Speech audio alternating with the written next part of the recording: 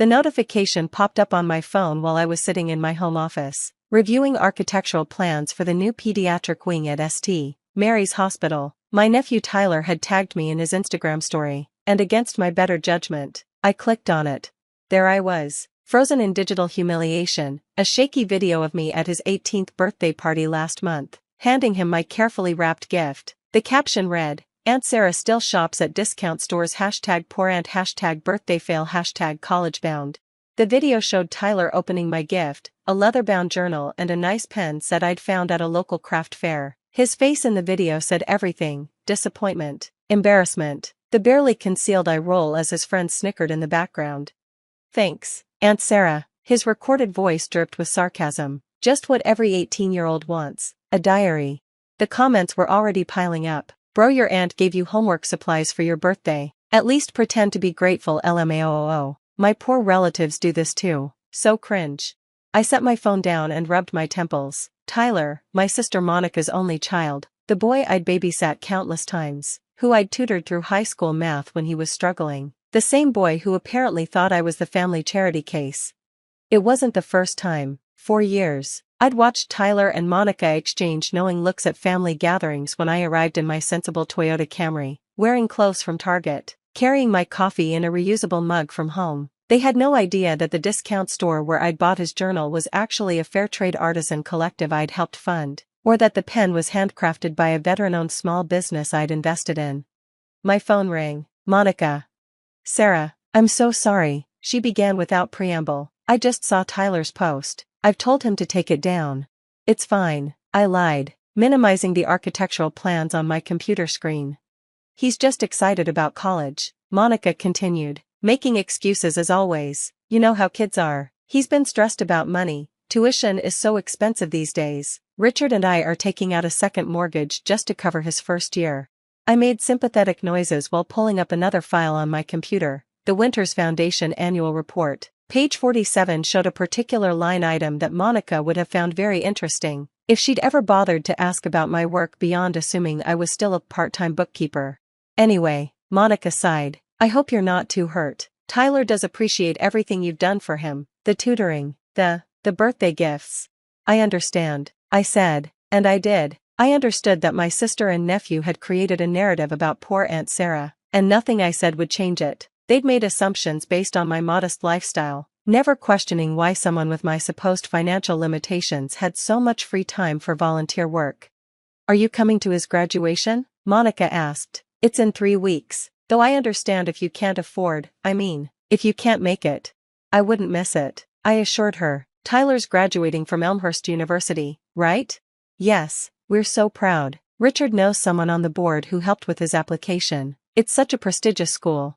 I smiled at my computer screen, where Elmhurst University's development office had sent me the latest updates on construction. "I've heard good things about their business program." "Oh, Sarah," Monica's voice took on that patronizing tone I knew so well. "Tyler's not studying business. He's going into marketing and social media. He says that's where the real money is now. Maybe he could help you set up a Facebook page for your little bookkeeping thing?" My little bookkeeping thing. If she only knew that I'd built a financial consulting firm from scratch, sold it for 8 figures 5 years ago, and now spent my time managing charitable foundations and impact investments. "That's kind of him," I said dryly. "I should go. Early morning tomorrow."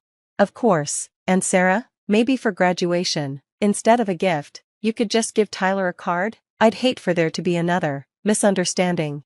After we hung up, I sat in my office, surrounded by the evidence of a life my family had never bothered to understand. Framed letters from grateful scholarship recipients, photos with world leaders at philanthropic summits, the architectural model of the children's hospital wing that would bear my name, quietly, of course, tucked away on a plaque most people would never notice. I pulled up Tyler's Instagram again. The story now had over 200 views, with more comments mocking the poor aunt and her sad gift. One particularly cruel comment came from Tyler's best friend. "Bet she shows up to graduation in the same dress she wore to your 16th birthday. They weren't wrong. I did plan to wear the same dress, a simple navy blue sheath that had served me well at countless board meetings and charity galas. Why waste money on a new outfit when that money could fund another scholarship? 3 weeks passed quickly. I spent them finalizing details that Monica and Tyler would soon discover. ensuring everything was in place for what would certainly be an interesting graduation day. The morning of the ceremony, I arrived at Elmhurst University early, parking my Camry in the visitor lot and making my way to the administration building. Dr. Patricia Hawkins, the university president, was waiting for me in her office. "Sarah," she embraced me warmly, "I can't tell you how excited we are about today's announcement. The board is thrilled." "And the students have no idea?" I confirmed. "None. We've kept it completely under wraps as you requested, though I must say, the suspense is killing me. An anonymous donor suddenly wanting recognition after all these years of giving." "It's time," I said simply. "My nephew is graduating today." "Tyler Morrison?" Dr. Hawkins' eyes widened. "He's your nephew?" "But that is, when we interviewed him for the scholarship program, he mentioned family financial difficulties." "Tyler got a scholarship?" This was news to me. "A small merit scholarship," Dr. Hawkins clarified, "though honestly, his grades were borderline. We mainly considered him because," she trailed off, looking uncomfortable. Because in his essay, he wrote about overcoming family challenges, specifically, about rising above his circumstances despite having relatives who, and I quote, settled for mediocrity." I laughed, surprising Dr. Hawkins. "Did he now?" "Well, that's certainly one perspective." We went over the ceremony details one more time. I'd insisted on sitting with my family rather than on stage with the dignitaries. Despite Dr. Hawkins' protests, I wanted to see Monica and Tyler's faces when the announcement was made. The graduation ceremony was held in the new Sarah Winters Business Center, though the signage wouldn't be unveiled until after the announcement. I found Monica, Richard, and Tyler's grandparents in the crowd, taking my seat next to them in my familiar navy dress. "Sarah," Monica air-kissed me, "you made it, and look, you dressed up." "It's the same dress I always wear," I said mildly. "Well, it's timeless," Monica managed. "Tyler's so excited, he's already got an internship lined up at a marketing firm, unpaid, but great experience." "Wonderful," I said, watching the graduates file in. Tyler caught sight of us and waved, though I noticed he quickly turned away when one of his friends pointed at me and whispered something. The ceremony proceeded with the usual pomp and circumstance, speeches about bright futures, the value of education, the importance of giving back. I noticed Tyler checking his phone surreptitiously, probably posting more Instagram stories. Finally, Dr. Hawkins took the podium for the special announcements. "Before we confer degrees," she began, "I have the privilege of sharing some extraordinary news. For the past 7 years, Elmhurst University has been blessed by an anonymous benefactor whose generosity has transformed our institution." Monica leaned over to whisper, "Rich people and their tax write-offs, right?" I kept my eyes on the stage. "This donor," Dr. Hawkins continued, "has funded our new business center, established 40 full-ride scholarships for first-generation college students, built our computer lab, and renovated our library. Today, I'm thrilled to announce that this benefactor has agreed to finally let us acknowledge their incredible contribution." The audience stirred with interest. I saw Tyler sit up straighter, probably hoping to network with whoever it was. "Ladies and gentlemen, please join me in thanking Sarah Winters, whose vision and generosity have given countless students the opportunity to pursue their dreams."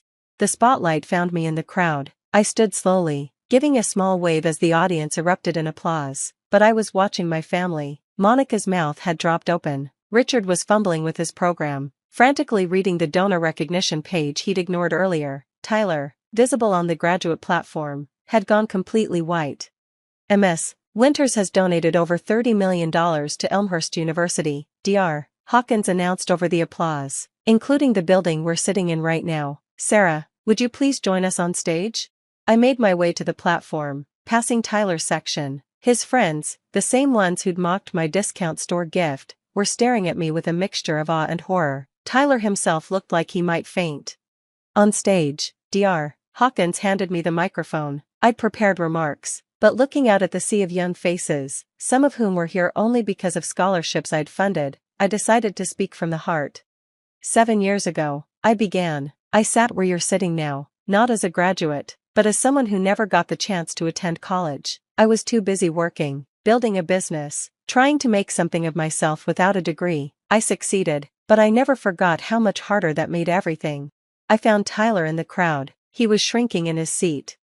"I started donating to Elmhurst because I believe education should be available to everyone, regardless of their financial situation. The 40 students on full scholarships this year? They're here because they had the grades, the drive, and the dreams, they just needed someone to believe in them. I paused, letting that sink in. My nephew graduates today, I continued, and I saw Tyler straighten slightly. He recently shared on social media that I shop at discount stores. He's not wrong. I do shop carefully, because every dollar I don't spend on myself is a dollar I can invest in someone's future. That leather journal I gave him for his birthday? It was made by a young entrepreneur I mentored, who now employs 15 people, but I understand why Tyler didn't see the value in it. Sometimes we're so focused on price tags that we miss the real worth of things. The audience was dead silent. On the platform, Tyler had buried his face in his hands. To the graduates, I concluded, remember that success isn't measured by what you accumulate, but by what you contribute. And sometimes, the relatives you dismiss as failures might just be the ones quietly changing the world. I handed the microphone back to Dr. Hawkins and returned to my seat. The ceremony continued, but I could feel the shift in energy. When Tyler's name was called, he walked across the stage like a zombie, accepting his diploma with none of his earlier swagger. After the ceremony, I was swarmed by administrators, faculty, and grateful scholarship recipients. Through the crowd, I saw Monica pushing her way toward me, her face a study in shock and confusion. "Sarah," she gasped when she finally reached me, $30 million? How is that possible? You're a bookkeeper. I was a bookkeeper, I corrected, 20 years ago. Then I started my own firm, grew it, sold it, and dedicated my life to philanthropy. You never asked, so I never told. But you drive a Camry, you shop at Target, you live in that tiny house. All true, I agreed, because I don't need more. What would I do with a mansion? I'd rather build dormitories. Why buy designer clothes when I can fund design students? Tyler appeared behind his mother, his face red and puffy. Aunt Sarah, I'm so sorry. The Instagram post, the comments, everything. I'm an idiot. I looked at my nephew, really looked at him for the first time in years. Beneath the bravado and materialism, I saw an insecure kid who'd been taught to value the wrong things. You're not an idiot, I said. You're young, and you've been raised to believe that wealth looks a certain way. But Tyler, I need you to understand something. That journal I gave you? Use it. Write down your ideas, your dreams, your failures. Success isn't about showing off on social media, it's about building something meaningful. The scholarships, he said quietly. Did any of my friends? Marcus Washington, your roommate? Full ride. Jennifer Chen, who you study with? Her family lost everything in a fire freshman year. The emergency fund I established kept her in school. David Martinez from your marketing class? First in his family to attend college, thanks to the winter scholarship. Tyler's face crumpled. And I made fun of you, posted about you being poor. Oh God, they all saw it. They must hate me. They might, I said honestly, but what matters is what you do next. You can't undo the post, but you can change how you see the world, and maybe help others see it differently too. Monica finally found her voice. Sarah, why didn't you tell us? All these years, we thought. You thought what you wanted to think. I interrupted gently. You saw my simple clothes and modest car and created a story that fit your worldview. I let you, because I wanted to know if you'd value me without the money. I got my answer. The crowd was growing again, students wanting to thank me, parents asking about scholarship opportunities, media requests for interviews, but I kept my focus on my family. I have to ask, Richard said, speaking for the first time, the building? Your name is on this building? Dr. Hawkins overheard and laughed. On this building, the library, the computer center, the new dormitory. Sarah's the largest donor in Elmhurst's history. We offered to name the school after her, but she declined. Too flashy, I said with a small smile.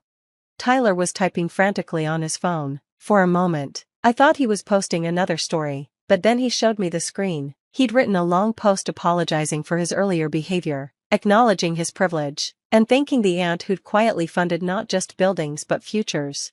Is this okay? He asked anxiously.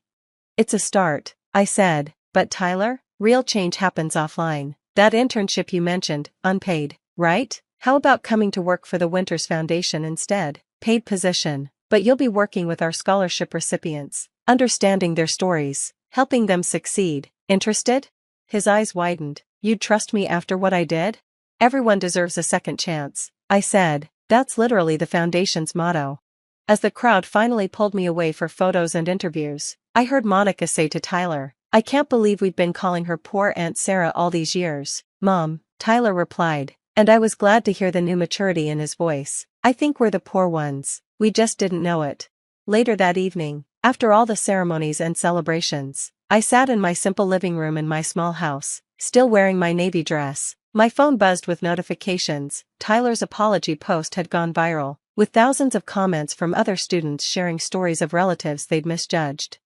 But the message that made me smile was a private text from Tyler. Aunt Sarah, I filled 3 pages in the journal already. Turns out it was exactly what I needed. Thank you for seeing who I could be, even when I couldn't see it myself. I picked up my own well-worn journal and made a new entry. Today, Tyler learned that wealth isn't what you have, but what you give. The real gift wasn't the journal, it was the lesson that came with it. Sometimes, the best philanthropy is letting people discover the truth for themselves.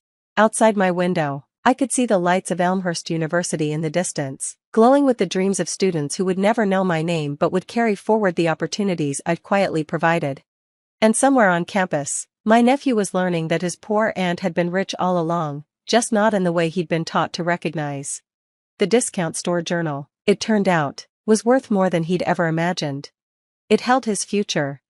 I was 7 when I learned that being perfect wasn't enough. Not in my family anyway. My sister Ruby could bring home C's and get ice cream. I could ace every test and get nothing but a distracted nod. I'm Eloise, and I've spent 35 years being the other daughter. Darling, you look professional, my mother said last night. Her lips pursed as she examined my blazer and pencil skirt. The way she said professional made it sound like a terminal illness. Ruby always manages to look so effortlessly glamorous, doesn't she? I took another sip of wine, letting the bitter Merlot wash away the even more bitter retort I wanted to make. Ruby sat across from me at our parents' mahogany dining table, wearing what looked like a month of my rent in designer clothes. Her perfect blonde hair caught the chandelier light while she texted away, probably updating her Instagram followers about our precious family dinner. Speaking of Ruby, my father cleared his throat, we have something important to discuss. I knew that tone. It was his "we need a favor, but we'll pretend it's not a favor" voice. I'd heard it too many times before. Ruby and Jonah found the most darling house, my mother gushed, reaching over to squeeze Ruby's manicured hand. 4 bedrooms, a pool, perfect for the children. But you know how the market is. Ruby finally looked up from her phone, those big blue eyes already welling with tears. Always on cue, always perfect. The bank wants a bigger deposit than we expected, she said softly. 30,000 more. I nearly choked on my wine. 30,000? Now, Eloise, my father cut in, we know you're careful with money. Your mother mentioned you've built up quite a savings account. Of course she did, because mother had been borrowing my account statements from my mail since I was 18. Careful with money was their code for boring and single. We've already promised to help, my mother added, but with your father's retirement, you want me to give Ruby $30,000? I said it slowly, making sure I hadn't misunderstood. For a house deposit? Ruby sniffled. It's not giving, really. It's investing in family. What about your influencer income? I asked. All those sponsored posts? Don't be crude, Eloise, my mother snapped. This isn't about money. It's about supporting family, something you've always struggled with. I struggle with it? I laughed, but there was no humor in it. That's rich, Mom, really rich. My father's face darkened. Your sister has children to think about, a real family. Stop being jealous of her life and think about someone other than yourself for once. The room went quiet. Ruby dabbed at her eyes with an embroidered napkin. My mother stared at me with that mixture of disappointment and manipulation she'd perfected over the years. My father wouldn't meet my eyes. I could feel the familiar pressure building, the weight of their expectations, the subtle guilt trips, the unspoken comparison to Ruby's picture-perfect life. But something was different this time. Maybe it was the wine, or maybe it was 35 years of being the family ATM, finally reaching its limit. "Okay," I said quietly. Ruby's tears dried instantly. "Really?" "Of course." I smiled, and for once it wasn't forced. "What are sisters for?" My mother beamed, already planning the housewarming party in her head. My father nodded approvingly, probably relieved he wouldn't have to dip into his golf fund. But they didn't see what I saw. They didn't notice how Ruby's designer purse was a knockoff, or how she'd been wearing the same expensive jewelry for months. They didn't see her hands shaking slightly when she mentioned the deposit, or the way she wouldn't quite meet my eyes. I'd spent my whole life watching Ruby, learning her tales, collecting her lies like others collected stamps, and now, finally, I had a use for them all. "I'll transfer the money tomorrow," I said, standing up and gathering my things. "But Ruby, honey, you'll need to come to the bank with me, sign some papers." "Papers?" She looked uncertain for the first time. "Just formalities," I assured her. "Nothing to worry about." As I drove home that night, I made 3 calls, one to my friend Joanna at the law firm, one to my bank, and one to a private investigator I'd kept on speed dial ever since Ruby borrowed my identity for a credit card 6 years ago. Sometimes the best revenge isn't saying no, it's saying yes and watching everything fall apart. "Sign here and here," the bank manager said, sliding the paperwork across his desk. "This authorizes the transfer and sets up the tracking notifications." Ruby's pen hesitated above the line. "Tracking notifications?" "Standard procedure for large transfers," I explained smoothly. "The bank likes to monitor for fraud." What I didn't mention was that Joanna had helped me set up a sophisticated web of financial alerts that would ping me every time Ruby spent more than $100. The bank manager, an old client of mine, had been happy to help with the extra paperwork. "I just feel awful about this," Ruby said, signing with a flourish. "I'll pay you back as soon as we're settled."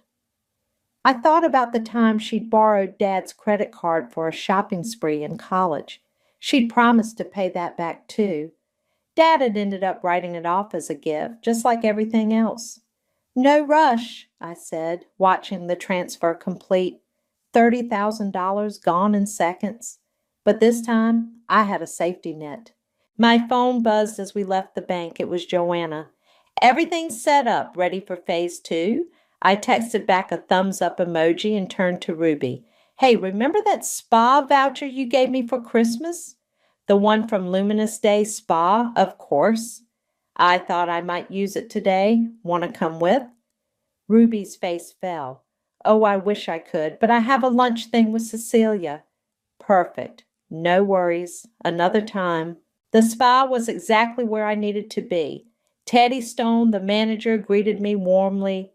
"Ms. Eloise, haven't seen you in ages. Your sister was just here yesterday." I feigned surprise. "Ruby? But she said she'd never been here." Teddy laughed. "Never been here? She's our best customer. Has the platinum membership and everything. Just had the full works yesterday. Massage, facial, the new gold infusion treatment." "Gold infusion?" I raised an eyebrow. "That sounds expensive." "Oh yes, $899 per session. But your sister never minds the cost. Says it's essential for her social media presence." My phone buzzed again. Another text from Joanna. "First alert just came in, $74,100 at Resort Paradise. Want the details?" I smiled at Teddy. "You know what? I think I'll skip the treatment today, but I'd love to see your membership pricing." Later that evening, I sat in my apartment reviewing everything Joanna had sent over. Resort Paradise wasn't just a spa charge. It was a full weekend booking for Ruby and her influencer friend Cecilia. The same Cecilia she was supposedly having lunch with right now. My phone rang. It was my mother. "Eloise, darling, Ruby just showed us the most wonderful house tour video. The closing is in 3 weeks. We're all so excited." I could hear Ruby in the background, probably showing off more photos. "That's great, Mom. Hey, quick question. Has Ruby mentioned her trip next weekend?" "Trip? What trip? Oh, I said innocently. Maybe it's a surprise. Never mind. I hung up just as another alert came through. Ruby had just spent $2,300 at a designer boutique, the same amount as the mortgage prepayment she'd supposedly made yesterday. My mind flashed back to Christmas 5 years ago.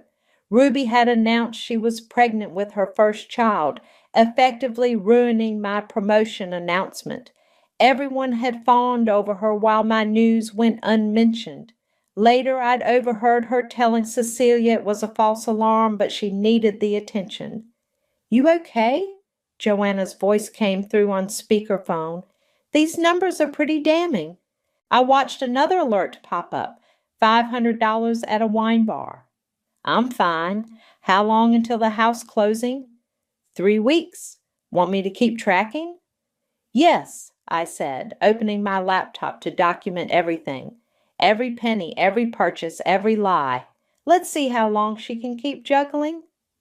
You know, Joanna said carefully, we could stop this now. Show your parents the evidence before she wastes all the money. I thought about all the times I tried to warn them about Ruby, all the times they dismissed me as jealous, bitter, or cruel, all the years of watching them enable her while I was cast as the villain. No, I replied, watching another alert pop up. Sometimes people need to learn the hard way, even parents. And Ruby? I clicked through the mounting evidence of her spending spree. Ruby's about to learn that karma doesn't care how many Instagram followers you have. My phone lit up with a text from Jonah, Ruby's husband. Hey, things are a bit tense at home. Can we grab coffee soon? Need to talk. I smiled. The threads were starting to unravel, and I hadn't even had to pull them. Dad, have you seen how crazy the inflation rates are getting? I stirred my coffee, watching his reaction carefully. We were sitting in his study, surrounded by the familiar smell of old books and leather. It's concerning, he muttered, barely looking up from his newspaper, but Ruby assures me their financial advisor has everything under control. I bit back a laugh. Ruby's financial advisor was probably just Cecilia giving fashion investment tips on TikTok. Speaking of advisors, I got an interesting call yesterday. My phone rang, cutting me off. Unknown number. I let it go to voicemail, already knowing what it would be. The third debt collection agency this week looking for Ruby. Everything okay? Dad asked, finally glancing up. Just work, I lied, the same way he'd been lying to himself about Ruby for years. Hey, did Ruby tell you about her new investment strategy? But he was already reaching for his golf clubs. Sorry, Princess, running late for my tea time. We'll catch up later? I watched him hurry out, wondering if he'd ever actually caught up with me about anything. My phone buzzed with a text from Joanna. Public records search complete. You need to see this. Before I could check it, someone tapped my shoulder. I turned to find Jonah standing behind me in the coffee shop where I'd retreated after leaving Dad's house. Eloise, he said, looking exhausted, I'm glad I ran into you. The dark circles under his eyes told me everything I needed to know. Want to sit? He slumped into the chair across from me. Things are tense at home. Ruby keeps saying everything's fine, but he ran his hands through his hair. We're behind on the kids' school fees, the car payment, everything. She swears it's just temporary, that the house deposit is safe, but... My phone buzzed again. Another voicemail from an unknown number. This is the final notice for Ruby James Wilcox regarding outstanding payments. Have you checked your joint accounts? I asked carefully. Ruby handles all that, he said. Says I'm too negative about money, but yesterday I found shopping bags in her closet, brand new jewelry, still in boxes. When I asked about it, she said they were props for her social media posts. I nodded, thinking about the credit card alerts I'd been getting. The props had cost more than Jonah's monthly salary. He hesitated. I thought you might know something. You work in finance, right? Before I could answer, my phone lit up with an email from Joanna. The subject line read, Paris? I wish I could help, I said, standing up, but Ruby's always been private about money. Jonah's face fell. Yeah, I get it. Family loyalty and all that. Family loyalty. The same excuse they'd use to take my savings. The same reason I was supposed to stay quiet every time Ruby lied, cheated, or stole. I walked home slowly, opening Joanna's email. There they were. Receipts from boutiques in Paris dated 2 weeks ago. Ruby smiling in front of the Eiffel Tower on a burner Instagram account. Shopping bags from stores I couldn't even pronounce. My mother's voice echoed in my head from last Christmas. Ruby's so good with money, such a provider for her family. Not everyone needs a fancy career to be successful, Eloise. My phone rang again. Mom. Darling, did you see Ruby's latest post? The house is absolutely perfect. She's such a shining light in our family, always thinking of others. I stared at the Paris receipts. Yeah, Mom, she's something all right. I know you two have had your differences, but I'm so proud of you for helping with the deposit. That's what family does. I opened my tracking app. Ruby had just charged $18,000 at a casino resort. You're right, Mom, I said quietly. That's exactly what family does. After hanging up, I texted Joanna. Send me everything you have, every receipt, every transaction, every secret account. It's time. You sure? She replied. Once this starts? Another alert popped up. Ruby was booking first-class tickets somewhere. I'm sure, I typed back. She wanted to play house with my money?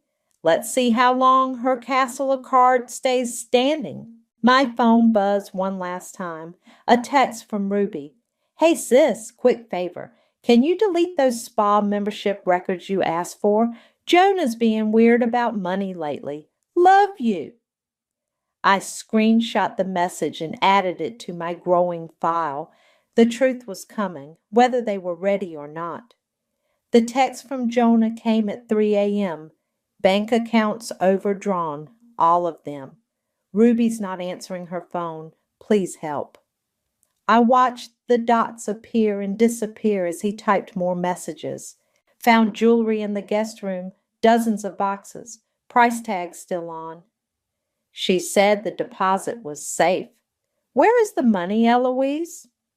I set my phone down, remembering my 16th birthday. I'd saved for months to throw myself a party, the first real one I'd ever had.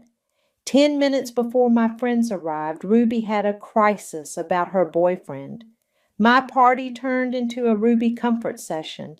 My cake went uneaten. My mother said I was selfish for being upset. My phone buzzed again. Jonah, please, I don't know who else to ask. I typed back, come over tomorrow, 9 a.m. Sleep didn't come easily. Every time I closed my eyes, I saw Ruby's smug face at family dinners, heard my mother's constant praise, felt the sting of my father's dismissal, the perfect daughter in the spare. That's how it had always been. At 8:57 a.m., Jonah knocked on my door. He looked like he hadn't slept in days. Coffee, I offered. He shook his head. Just answers, please. My phone pinged. An alert showing Ruby had just spent $3,000 at a luxury hotel. You should sit down, I said. He collapsed onto my couch. The kids' school called yesterday. Tuition checks bounced. Ruby said it was a bank error. Another alert. Ruby was shopping online right now. Then I found these. He pulled out his phone, showing me photos of shopping bags stuffed in their guest room closet. Designer everything, still wrapped. Must be 40 grand worth. When did you find them? Last night, after the bank called about overdraft fees. Ruby said they were gifts for her followers, sponsorship items. He laughed bitterly. I checked the receipts. She bought them, all of them. My phone lit up with an email from my mother. Ruby's housewarming party next month. Theme, Parisian luxury. Isn't she clever? Jonah, I said carefully, what exactly did Ruby tell you about the house deposit? That it was sorted, your money plus some savings she'd been keeping separate. His voice cracked. There are no savings, are there? I pulled out my laptop. No, there aren't.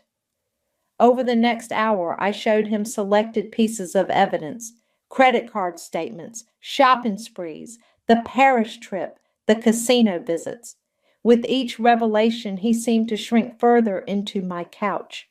The deposit money, he whispered. You're 30,000. Where is it? I pulled up the tracking data. Gone, most of it within the first week. Why didn't you stop her? His voice rose. Why didn't you say something? Would you have believed me? I asked quietly. Would anyone have believed me over perfect Ruby? He stood up suddenly, pacing my living room. I have to tell someone. Your parents already enable her. They always have. The bank will want their money. The police won't do anything. She had authorization to use the money. He stopped pacing. Then what am I supposed to do? My phone buzzed again. A message from Ruby. Hey sis, can you believe some crazy person is spreading rumors about my spending? So toxic. Anyway, could you maybe help with a tiny loan just until my sponsorship money comes in? Love you. I showed him the message. You wait. For what? For the truth to finish unraveling itself. He grabbed his coat. I can't just wait. I have kids, Eloise, a life she's destroying. Trust me, I said. It won't take long now. After he left, I opened my email to find a message from my mother, gushing about Ruby's incredible eye for design and how the new house would be a testament to her success. I clicked through my evidence folder, past the credit card statements and bank alerts, until I found what I was looking for, a video from Ruby's secret Instagram account. She was in Paris, champagne in hand, laughing about how she'd finally escaped the suburban nightmare for a while. The timestamp? 2 days after she'd gotten my money. My phone lit up one last time. A text from Joanna. Found something big, really big. Ready to end this? I thought about Jonah's face when he saw the evidence, about my 16th birthday cake, uneaten, about 35 years of being the family disappointment. Yes, I typed back. Send everything. Eloise, please. Ruby sobbed into the phone. I need your help. Someone's been telling the creditors where to find me. I stirred my morning coffee, watching the steam rise. Creditors? What creditors? Don't play dumb, she snapped, then quickly softened her tone. Sorry, I'm just stressed. Could you maybe loan me a little more, just until things settle down? How much is a little, Ruby? 50,000? Her voice went small, practice, the same voice she'd used on our parents countless times. I'll pay you back double, triple. My sponsorship deals are about to. Like you paid back the 30,000? Silence. Ruby? That money went to the house, she said quickly. You know that. I opened my laptop where Joanna had just sent over Ruby's latest credit card statement. Did it? Because I'm looking at some interesting charges from the day after I transferred it. You're tracking my spending? The fake tears vanished from her voice. That's illegal. Actually, it's not. You signed the paperwork yourself, remember? More silence then. Does Mom know about this? Does Dad? There it was, the trump card she'd always played, family loyalty. Not yet, I said calmly, but Jonah might be interested in seeing these casino charges from last weekend. You wouldn't dare. Her voice turned cold. I'll tell them everything. How you've always been jealous. How you're trying to ruin my life. Go ahead, I cut her off. I'm sure they'd love to hear about the Paris shopping spree too. Or should we start with the maxed out credit cards in Dad's name? The line went dead. My phone buzzed immediately with a text from Joanna. Package delivered to your door. Everything we found. You might want to sit down for this one. I retrieved the package, a simple manila envelope, and spread its contents across my kitchen table. Bank statements, credit card bills, loan applications, GPS logs. But what caught my eye was a single document with a government letterhead.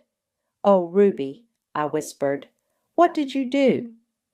My phone rang again. This time it was Jonah. "I found her secret account," he said without preamble. "The one she opened the day after your transfer. Eloise, there's nothing left."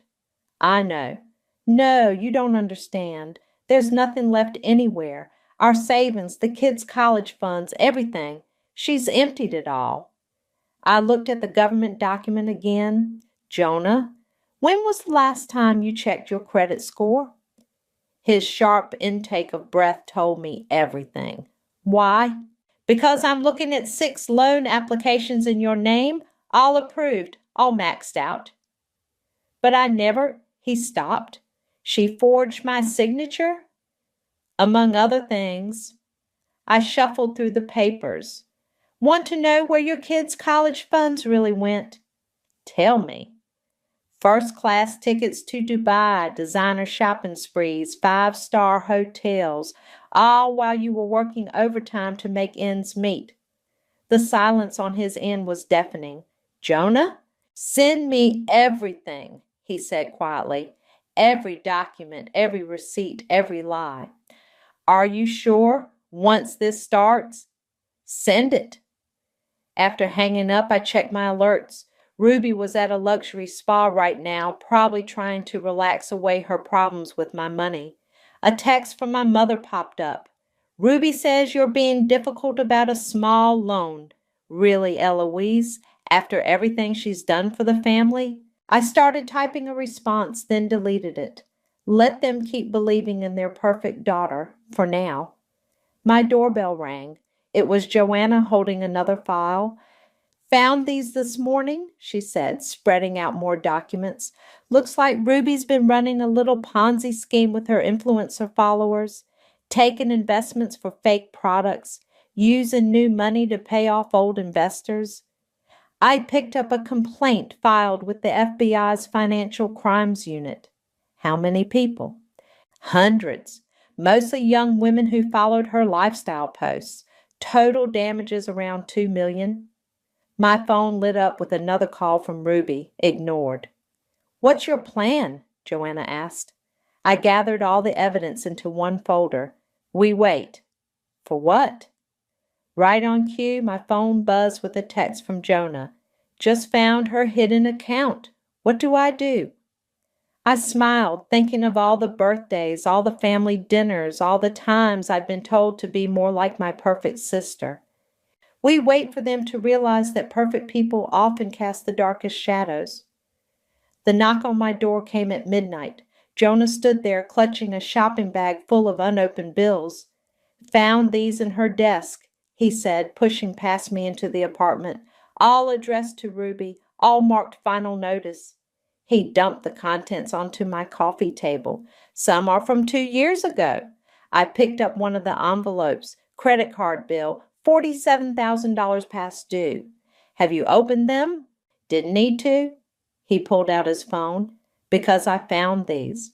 He played a voicemail.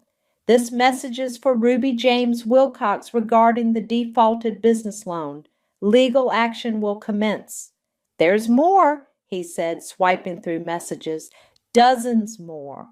From banks, credit cards, private lenders, even some of her followers demanding their investment money back."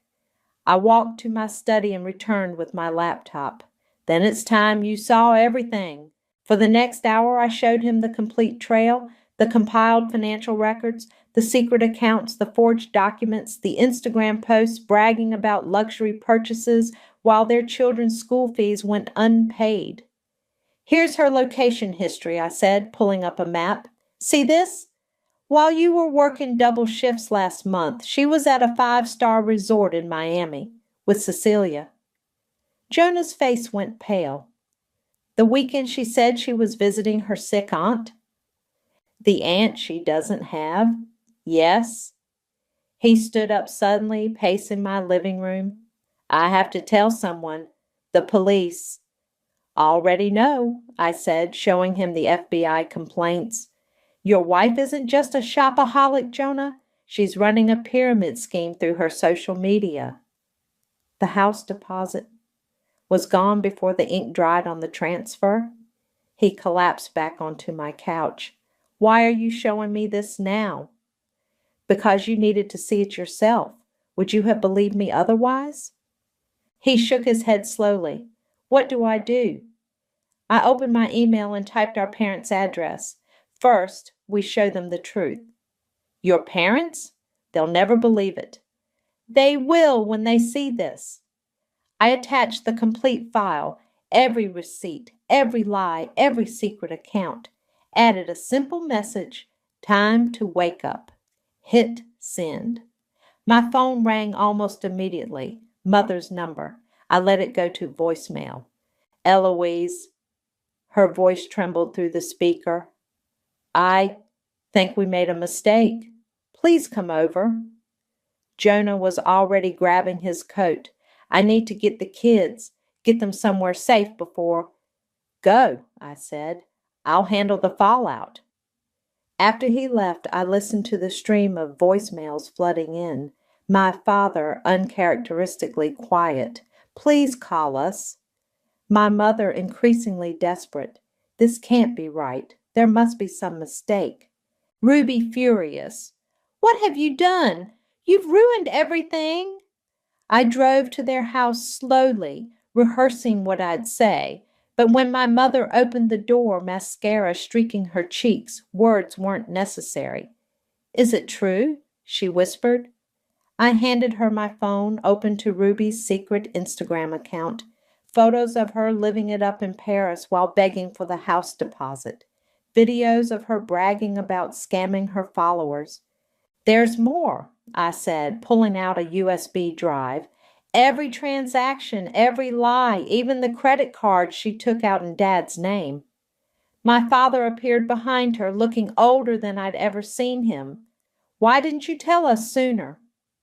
Would you have believed me? Over her? They led me to the living room where Ruby's perfect family photos still lined the walls. My mother's hands shook as she plugged the USB into their laptop. Oh, God, she gasped, scrolling through the evidence. The children's college funds. Gone, I confirmed, along with everything else. My phone buzzed. A text from Jonah. Kids are safe at my brother's, filing for separation tomorrow. Another buzz.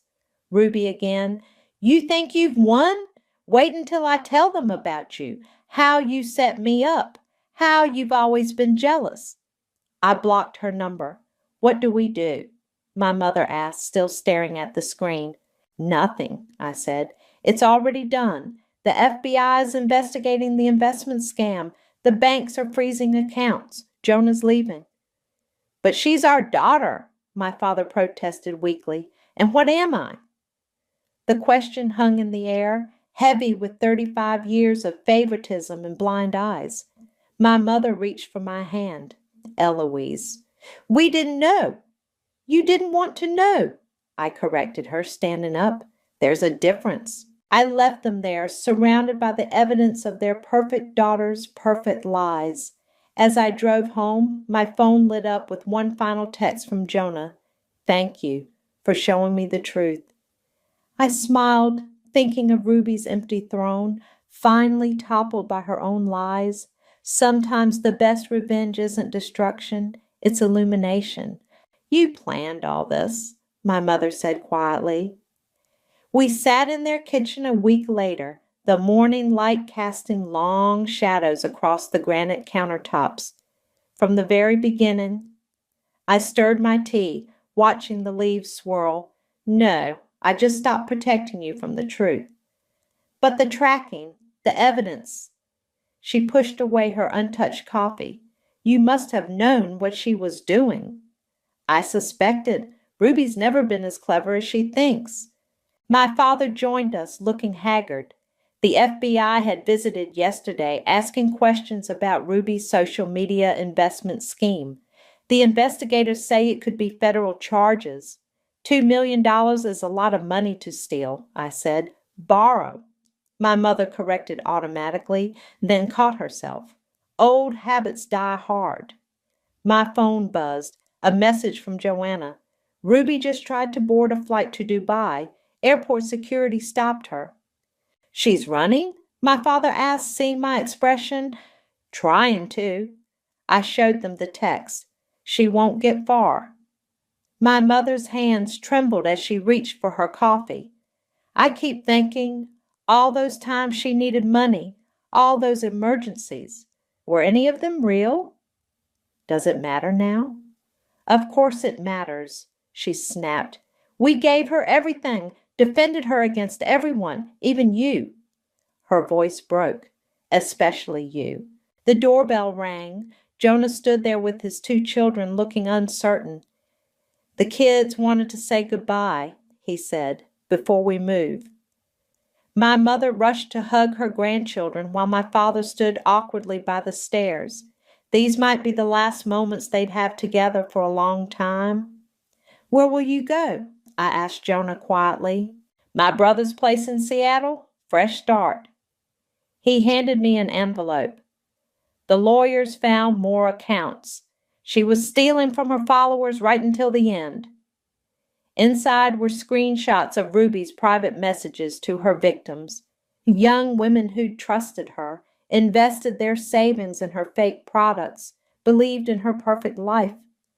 I've been getting calls, my mother said, still holding her grandchildren, from these girls' parents. They trusted her, like we did. My phone lit up with another alert. Ruby had just posted on her main Instagram account, "The truth about my toxic family, live in 10 minutes. Let her talk, I said, seeing their panic. Nobody's listening anymore. Jonah gathered the children, making promises about video calls and summer visits. After they left, my mother turned to me. You could have exposed her years ago. Why now?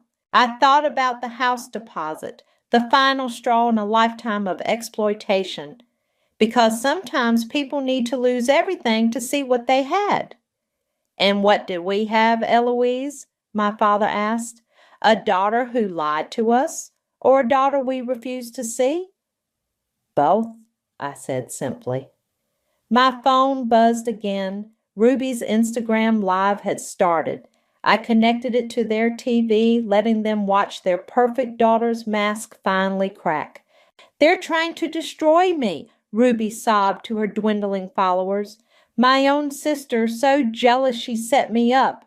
My husband stealing my children, my toxic parents. I turned it off. She'll keep lying until there's no one left to lie to. You? My mother hesitated. You have proof of everything? I pulled out my laptop, showing them the complete timeline, every transaction, every fake investment, every stolen moment of their misplaced trust. The house deposit was just the beginning, I explained. She's been running cons for years. The influencer lifestyle, the perfect marriage, even her charity work. It was all fake. My father's face crumpled. We enabled this, didn't we? You believed what you wanted to believe. My mother reached for my hand. And you? What did you believe all these years? That someday you'd see her for who she really was, or see me for who I wasn't. Their silence spoke volumes. My phone rang. Jonah again. The FBI wants to talk to Ruby's parents. They're building their case. I looked at my parents, seeing the weight of their choices finally settling on their shoulders. They'll cooperate. After ending the call, I stood to leave. My mother grabbed my arm. Eloise, she whispered, you planned all this. I thought about Ruby's tears always on cue, her manipulations always perfectly timed, her lies always carefully crafted. No, Mom, I said gently. Ruby planned this. Every choice, every lie, every stolen dollar. I just showed you the receipts. As I walked to my car, another notification popped up. Ruby's Instagram Live had ended abruptly, probably as the FBI arrived at her door. Sometimes revenge isn't about destruction. Sometimes it's about revelation. The Instagram notification made me pause mid-sip of my morning coffee. Ruby's account has been deactivated. My phone immediately lit up with texts. Joanna, it's done. FBI sees everything. Jonah, the kids are settling in well. They asked about their mom once, just once. And finally, my mother. Can we come over, please? I texted back a simple yes and waited. 20 minutes later, my parents arrived carrying a familiar-looking box. We found these, my mother said, placing it on my kitchen counter while cleaning out Ruby's old room. Inside were photos, cards, and certificates, but not Ruby's. They were mine. Academic awards, I thought, lost. Pictures of achievements they'd never acknowledge. Birthday cards they'd never seemed to read. You kept them? I asked. Ruby did, my father said quietly, in her closet, hidden behind her things. My mother pulled out a crumpled newspaper clipping, my first promotion at the finance firm. She kept everything you accomplished, everything we overlooked. Why? The FBI agent explained it, my father said. She needed to track you, to know what you were doing, how successful you were becoming, so she could. He trailed off. Stay ahead, I finished for him. Keep being the perfect daughter. My phone buzzed. A news alert. Social media influencer charged in multi-million-dollar investment fraud. My mother flinched at the headline. They're calling her the Instagram swindler now. Better than perfect daughter, I said. My father reached into his pocket and pulled out a check. It's not much, nothing compared to what you lost, but it's everything we have in our retirement account. I pushed it back across the table. Keep it, you'll need it. But the house deposit was a lesson, I interrupted, for all of us.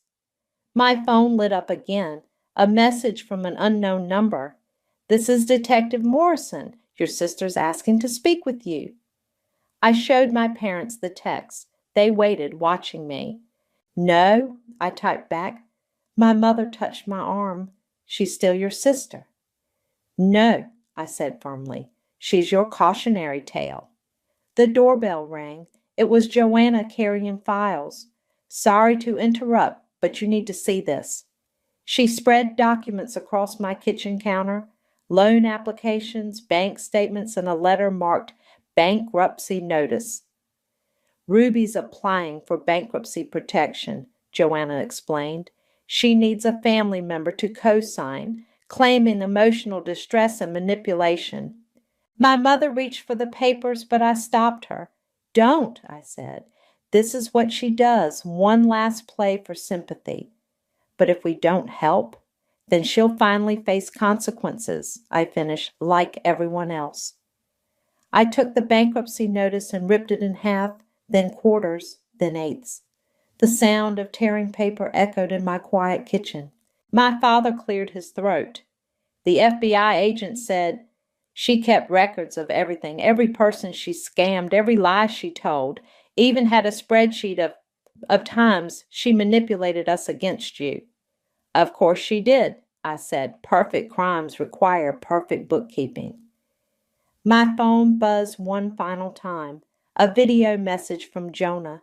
His kids playing in their new backyard, laughing, free. We failed you, my mother whispered. All these years, we failed you. I looked at the torn bankruptcy notice, at the box of my hidden achievements, at the parents who were finally seeing clearly. No, I said, you failed yourselves. I succeeded despite it. Joanna gathered her files. The FBI wants to know if you'll testify. I thought about Ruby's perfect smile, her calculated tears, her weaponized perfection, about all the lives she had ruined chasing an image that was never real. Yes, I said, It's time for a different kind of family loyalty. My parents stood to leave, the weight of decades of willful blindness visible in their shoulders. My mother paused at the door. "What happens now?" she asked. I looked at my phone, at the final text from Detective Morrison. "Your sister confessed to everything, said she did it to maintain expectations." "Now," I said, "we live in truth, however uncomfortable it might be." After they left, I opened my banking app. My savings account balance glowed back at me, untouched, protected, mine. No more family emergencies, no more perfect daughters, perfect needs. Sometimes karma isn't about revenge. Sometimes it's about balance. I deleted Ruby's contact from my phone and blocked the prison's number preemptively. Then I texted Jonah, "Tell the kids their aunt sends her love." Because sometimes family isn't about blood, it's about truth. And truth, unlike perfection, never needs to pretend. I couldn't sleep the night before our trip. Not from excitement, from this gnawing feeling in my gut that something wasn't right. I ignored it, like I always do when my anxiety flares. Because that's what good friends do, right? They trust. The airport buzzed with early morning chaos as I juggled my carry-on and the group's itinerary I'd spent weeks perfecting. My phone pinged with Cecilia's message. "Running late. Save us spots in the security line."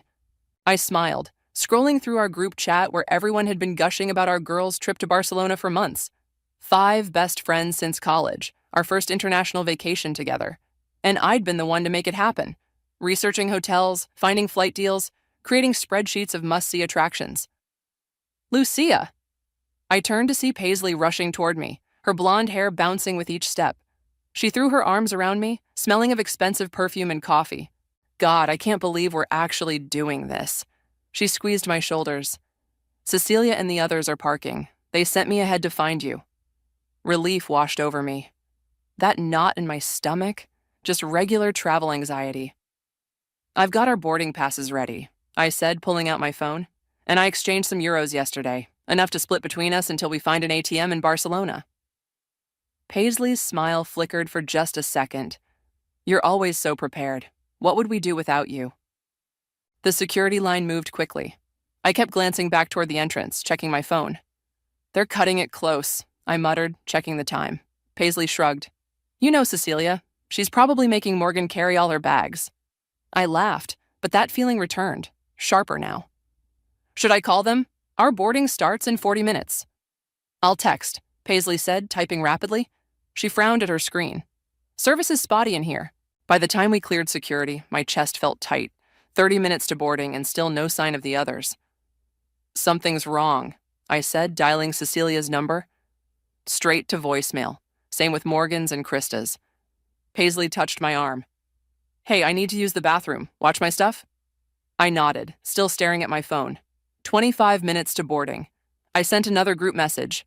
"Where are you guys? About to board." 15 minutes later, Paisley hadn't returned. I called her phone. No answer. I gathered our bags and hurried to the bathroom, pushing open the door. "Paisley?" Empty stalls greeted me. 10 minutes to boarding. My hands shook as I called each friend again. Nothing. I rushed to our gate, dragging both my bag and Paisley's, telling myself there was an explanation. Traffic, a car problem, anything. Final boarding call for flight 14222 to Barcelona. I stood frozen at the gate, 5 boarding passes in my hand. The flight attendant gave me a sympathetic look. "Miss, are you boarding?" My voice came out small. "I'm waiting for my friends." "I'm sorry, but we're closing the doors. You need to board now or miss the flight." I boarded alone, numb. Paisley's abandoned bag now checked with the gate agent. The empty seats beside me screamed louder than any explanation could. I kept checking my phone, willing it to light up with an apology, an emergency, anything. 3 hours into the flight, I finally got signal through the plane's Wi-Fi. My phone exploded with notifications. Not from my friends, but from Instagram. With trembling fingers, I opened the app. There they were, all 4 of them, Cecilia, Paisley, Morgan, and Krista, posing in first-class seats, champagne flutes raised in a toast, on a different airline. The caption read, "Barcelona bound, upgrade life, / squad goals, / first class only." My stomach dropped as I scrolled through more posts. Them at a gate lounge I didn't recognize. Them boarding a luxury airline. All posted just minutes after Paisley had left me at security.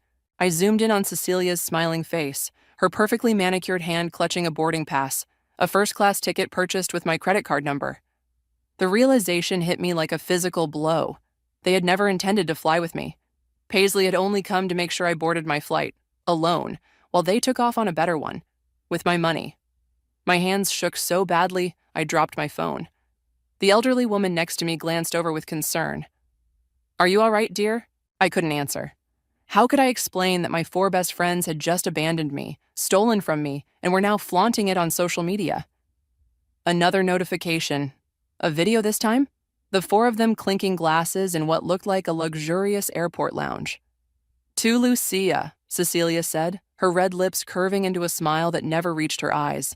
"Thanks for funding our upgrade. Enjoy economy." Their laughter cut through me like glass as the video ended.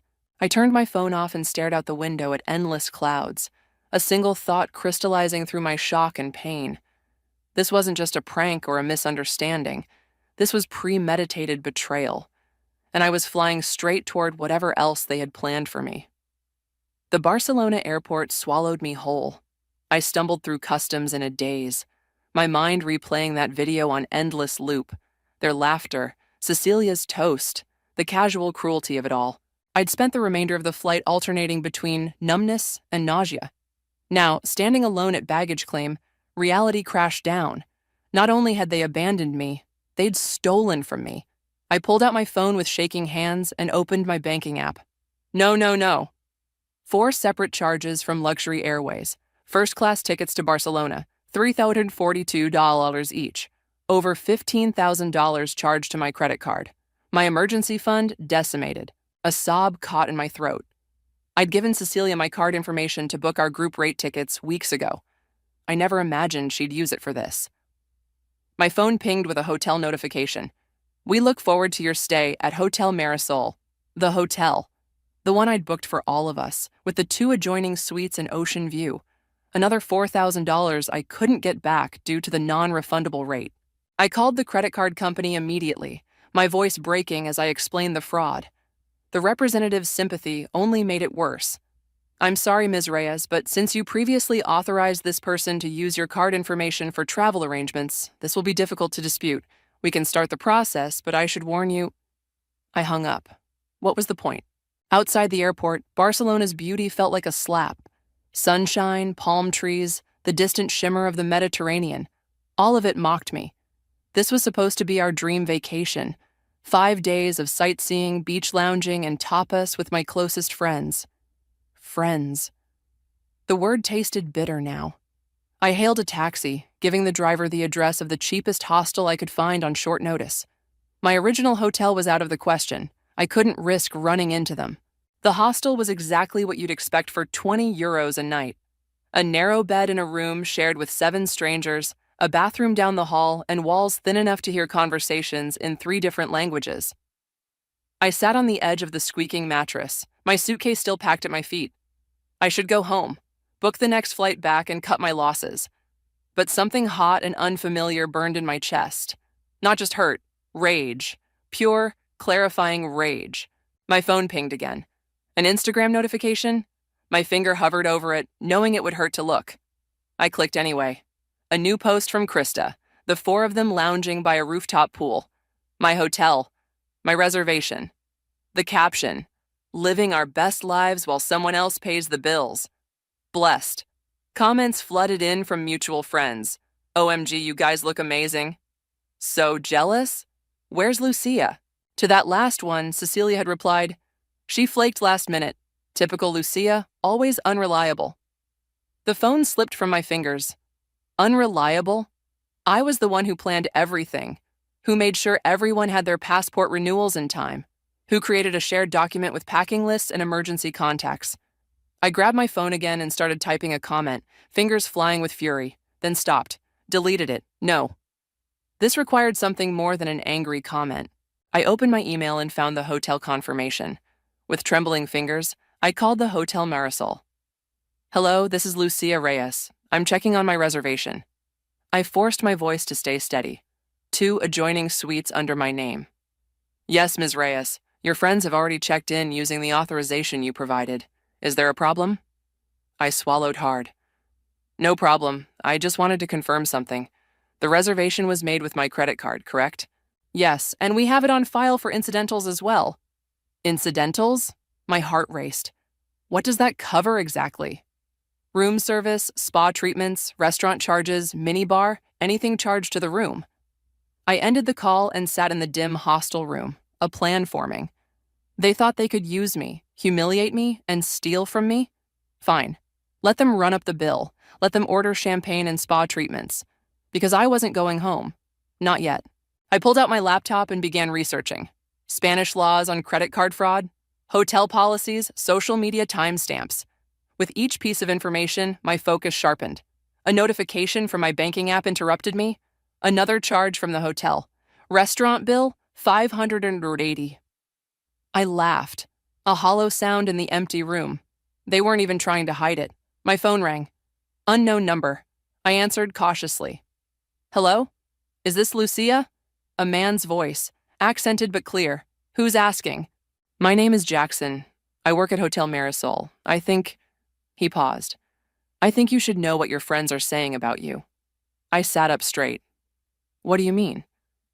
They're telling everyone you're mentally unstable, that you threatened them before the trip, that they had to escape you. His voice lowered. They're setting you up for something, and I don't think it's just about a free vacation. The room seemed to tilt around me. This wasn't just theft or a cruel prank. This was character assassination, premeditated destruction. Why are you telling me this? I whispered, because I overheard something else. Something about your job, about emails they sent from your account. My blood turned to ice. My job, the editorial position I'd worked years to secure. What emails? I don't know details, but they mentioned your boss's name, and they were laughing about how you'd never work in publishing again. The rage inside me crystallized into something harder, colder, more focused. Can you meet me? I asked. Tomorrow, Cafe Miro at 10 a.m. As I hung up, I opened my laptop again. This wasn't just about getting even anymore. This was about survival. I barely slept. Every time I closed my eyes, memories ambushed me, moments I'd once treasured that now felt poisoned. Cecilia hugging me after my promotion, whispering, "You deserve this more than anyone." Paisley crying on my shoulder when her boyfriend cheated, promising, "You're the only one I trust." Morgan and I dancing in my kitchen at 2 a.m. after too much wine. Krista helping me pick out my interview outfit, insisting, "This is the one that says editor material." Had it all been fake? I scrolled through years of photos on my phone, studying their faces for signs I'd missed. The trip to Miami last year, my birthday dinner 3 months ago, the weekly brunches. When had they decided I was disposable? By morning, my eyes burned and my head throbbed. I dressed carefully in the only decent outfit I'd packed, black jeans and a blue blouse, and headed to Cafe Miro to meet Jackson. The cafe sat on a corner with outdoor tables spilling onto a sun-dappled sidewalk. I spotted him immediately, tall with dark curly hair, wearing the hotel's distinctive navy blazer. He stood when he saw me, his expression somber. "Lucia, I'm Jackson." I slid into the chair across from him, hands wrapped around my bag like a shield. "Thank you for meeting me, for warning me." He nodded, sliding a coffee toward me. "I ordered for you. Hope that's okay." I took a sip, grateful for the caffeine. "Why are you helping me? You could lose your job." Jackson's eyes, deep brown with flecks of amber, met mine. My sister went through something similar in university, a group of friends who turned on her. Nobody believed her until it was too late. He shrugged. "I guess I'm trying to balance some cosmic scale." "What exactly did you hear them say about me?" He leaned forward. "They were in the hotel bar last night, drinking expensive champagne. The one with the red hair? Cecilia." "Yes. She was showing the others something on her phone. Emails, I think. She said, Lucia's boss will fire her before she even gets back. No publishing house will touch her after this." My stomach clenched. "Did you see what was in the emails?" "No, but they mentioned someone named Spencer, said he was helping them." Spencer. The name hit me like a physical blow. "Spencer Bennett," Jackson nodded. "You know him?" I stared into my coffee, memories shifting into horrifying new patterns. Spencer, the charming literary agent I'd met at a publishing conference 3 months ago, who'd asked me out for drinks, who'd seemed so interested in my career, my friends, my life, who'd disappeared after our third date, right around the time Cecilia started planning this trip. He works with my publishing house, I said quietly. We went out a few times. He had access to my work email once when he borrowed my phone. Jackson's expression darkened. There's more. The blonde one. Paisley. She seemed uncomfortable, said something like, "This is going too far." The redhead shut her down immediately. Said, "After what Lucia did to me, she deserves worse." I froze. What I did to her, I haven't done anything to Cecilia. That's what the quiet one said too. Morgan. She asked what you'd done that was so terrible. The redhead just said, "You don't know everything about our sweet Lucia." My mind raced. Cecilia and I had been friends for 8 years without major conflict. What could she possibly think I'd done? "I need to see those emails," I said, "and I need to know what they're planning next." Jackson hesitated. "I work the evening shift at the hotel bar. I could keep an eye on them, maybe get more information." "Why would you risk that for me? You don't know me." His eyes softened. "Let's just say I recognize the look of someone who's been blindsided by people they trusted." Back at the hostel, I opened my laptop with shaking hands and logged into my work email. Nothing seemed amiss at first glance. No angry messages from my boss, no suspicious sent items. Then I checked the trash folder. My blood ran cold. 3 emails sent from my account to senior editors at rival publishing houses, offering confidential manuscripts from our upcoming catalog. Emails to my boss complaining about his leadership and threatening to quit. Worst of all, an email to our biggest author, criticizing her latest draft in cruel, unprofessional terms. All sent while I was on the plane to Barcelona. All deleted afterward. I called my boss immediately, my voice shaking as I explained about the hacked account, the fraudulent emails. "Lucia?" He cut me off, his voice ice cold. "I've already heard from 3 publishing houses and Caroline Wright herself. Whatever game you're playing, it's over. We'll discuss your termination when you return." The line went dead. I sat frozen, staring at the wall. My career, the thing I'd worked towards since college, destroyed in a day. My phone pinged with a text from Jackson. "They're planning something for tonight. Overheard them talking about La Rambla at 9 p.m. Something about making sure you show up." I texted back. How would they make sure I show up somewhere? His response came seconds later.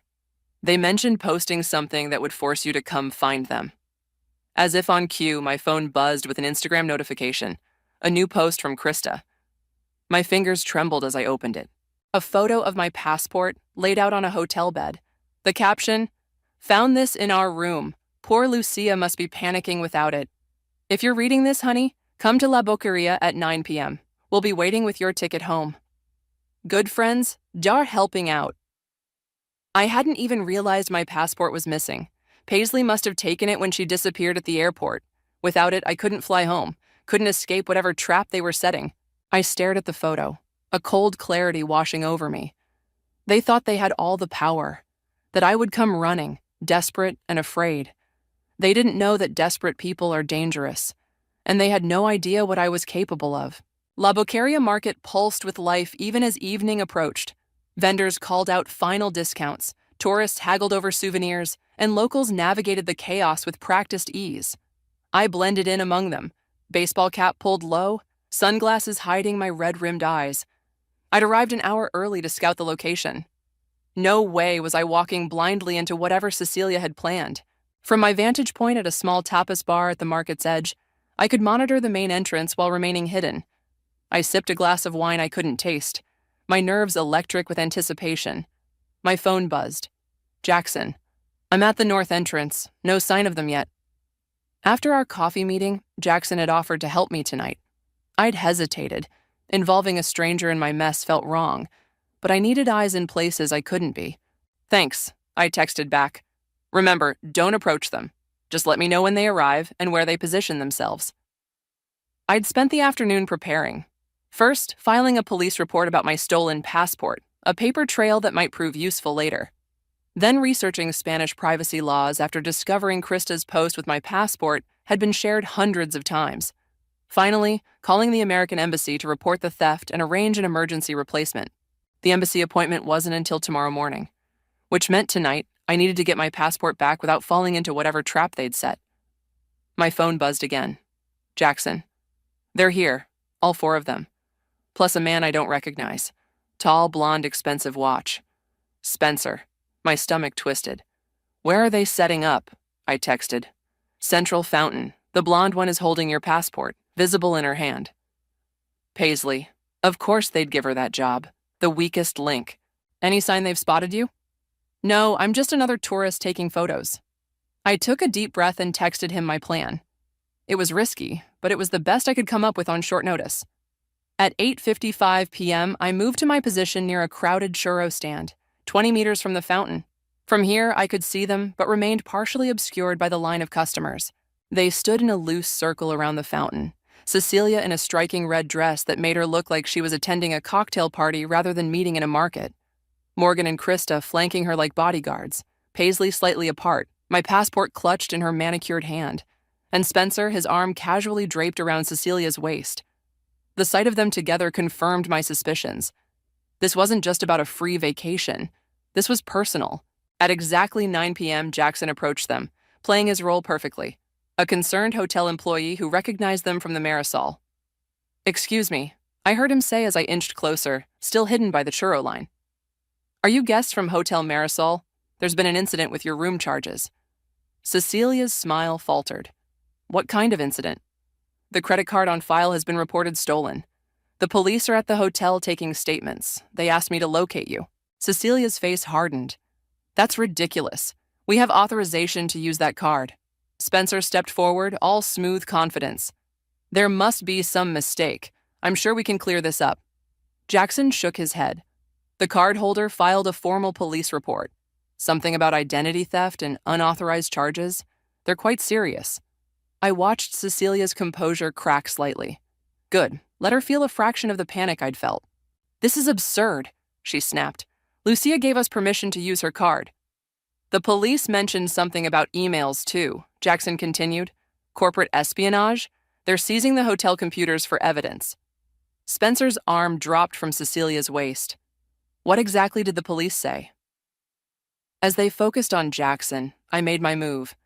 Slipping through the crowd, I approached from behind Paisley, who stood slightly apart from the others, looking increasingly uncomfortable.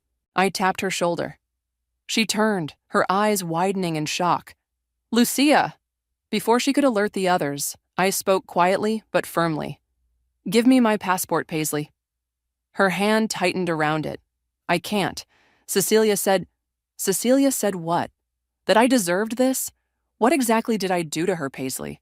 What could possibly justify stealing thousands of dollars from me and destroying my career? Confusion flickered across her face. You know what you did. The thing with her father's company. I stared at her, genuinely baffled. What are you talking about? Paisley's certainty wavered. The investment deal. You sabotaged it. Cost her father millions. I've never had anything to do with her father's business. I don't even know what he does. Doubt crept into her eyes.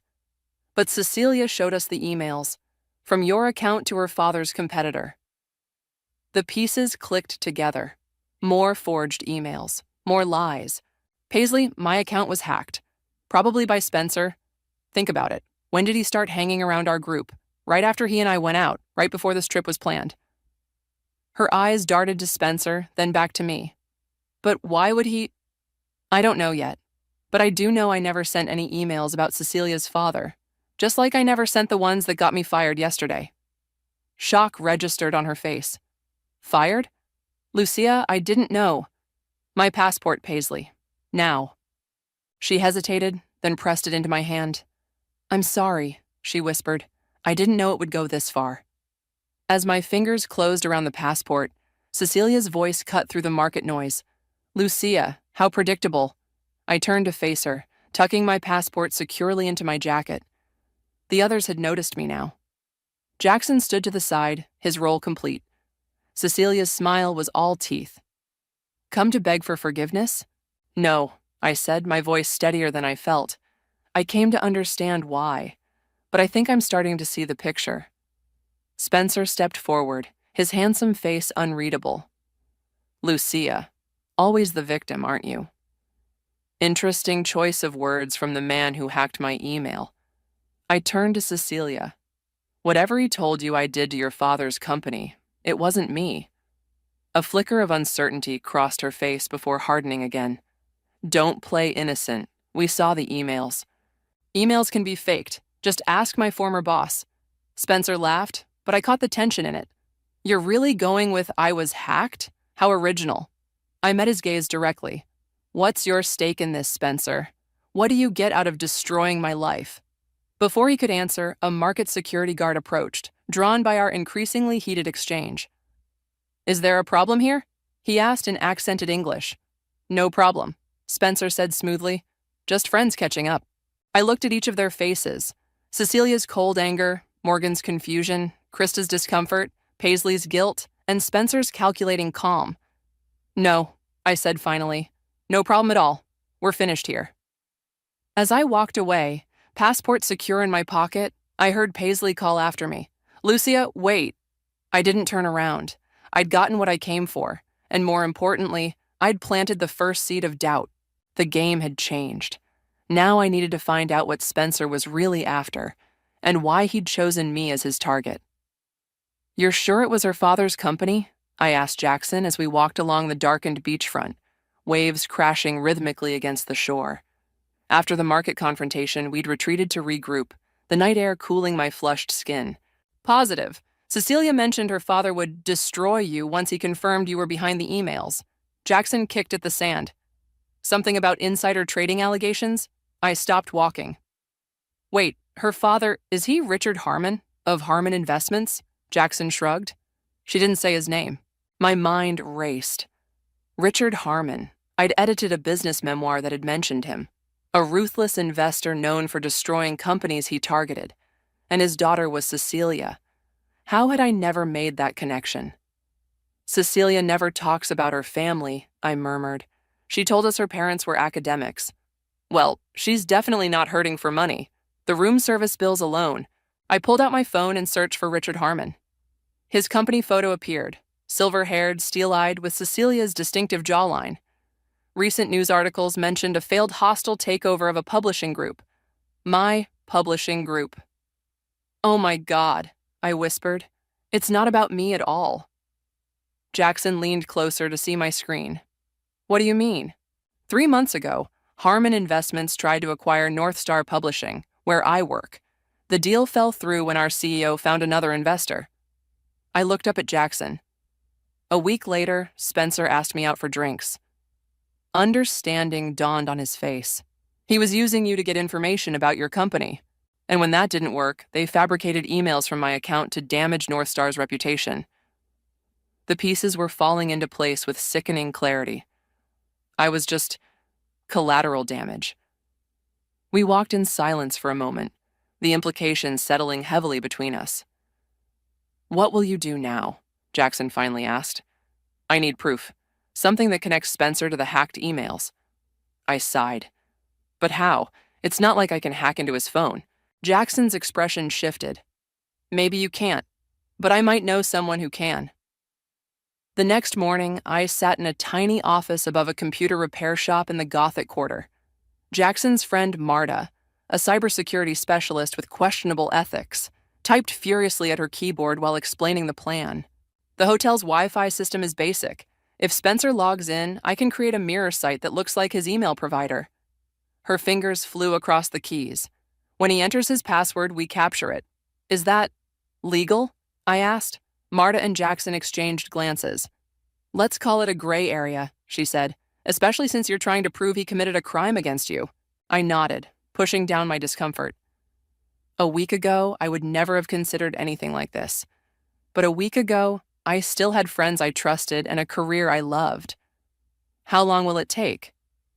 If he uses the hotel Wi-Fi, minutes after he logs in. Marta handed me a small device. This needs to be within 20 meters of the hotel's main router. Jackson says he can plant it during his shift. Jackson nodded. The router's near the front desk. I can manage it. I looked between them, overwhelmed by their willingness to help. Why are you doing this? Both of you? Marta shrugged. Jackson helped me when I first moved here. Said I owed him one. She smiled slightly. Besides, I hate entitled rich kids who think they can ruin someone's life for daddy's business deal. 3 hours later, I paced my hostel room, waiting for news. My embassy appointment had gone smoothly. Emergency passport in process, ready tomorrow. One problem solved, 100 more to go. My phone buzzed with a text from Jackson. It worked. Marta has access. Come now. I rushed back to Marta's office, heart pounding. She greeted me with a triumphant smile. Got him. His email is full of communications with Cecilia about you. She turned her screen toward me. Look at this one from 3 months ago. The email showed Spencer outlining a plan to get close to the North Star editor to extract information about the Westbrook deal. Keep scrolling, Marta said. More emails appeared. Spencer reporting back to Cecilia about our dates. His frustration when I didn't reveal anything useful about work. Then the smoking gun. Detailed instructions from Spencer to Cecilia about how to access my email using credentials he'd stolen from my phone. There's your proof, Marta said quietly. I stared at the screen, a strange hollowness expanding in my chest. Seeing it laid out so clinically, how they'd targeted me, used me, discarded me, made it somehow more brutal than I'd imagined. Can you forward these to me? My voice sounded distant to my own ears. Marta nodded, typing quickly. Done. I've also taken screenshots in case he realizes and deletes them. I thanked her, feeling numb. Outside, Jackson waited, concern etched on his face. You okay? I wasn't. Not remotely. But I nodded anyway. What now? He asked as we walked through narrow streets bathed in late afternoon light. Now I make them face what they've done. Jackson grabbed my arm, stopping me. Lucia, think carefully. These people destroyed your career without blinking. What else might they do if cornered? What choice do I have? Let them get away with it? Go home jobless and humiliated while they laugh about how they ruined me? There are other options. You could send the evidence to the police, to your company. I pulled away. That's not enough. I want them to look me in the eye. I want them to admit what they did. Even if it puts you in danger, I'm already in danger. My life is already in pieces. My voice echoed off the ancient stone buildings. A passing couple stared, then hurried away. Jackson didn't flinch from my outburst. Then at least don't do it alone. Before I could respond, my phone buzzed with a notification. An Instagram message from Paisley. We need to talk, alone. Meet me at Park Güell in an hour. I know the truth about Spencer. I showed Jackson the message. It's a trap, he said immediately. Maybe. I stared at the screen. Or maybe she's having second thoughts. Lucia, I have to go. I met his worried gaze. But you're right. I shouldn't go alone. Relief softened his features. I'll be there, at a distance. As we parted to prepare, I felt something shift inside me.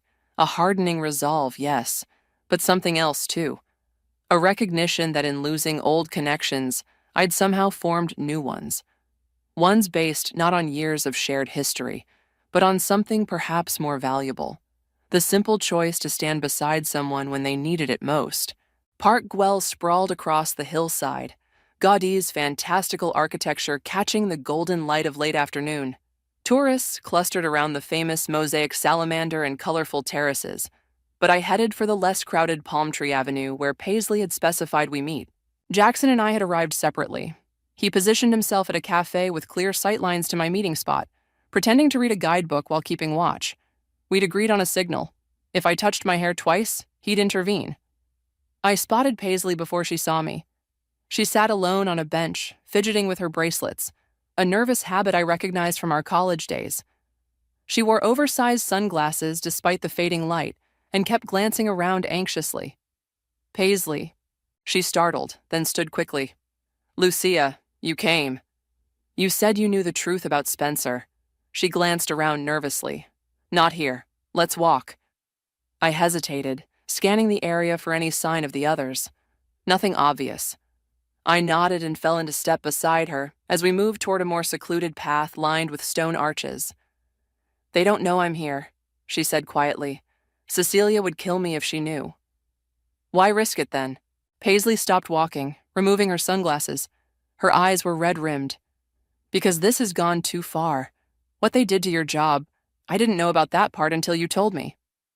What did you think was happening, Paisley? That we were just playing a harmless prank on me? She flinched.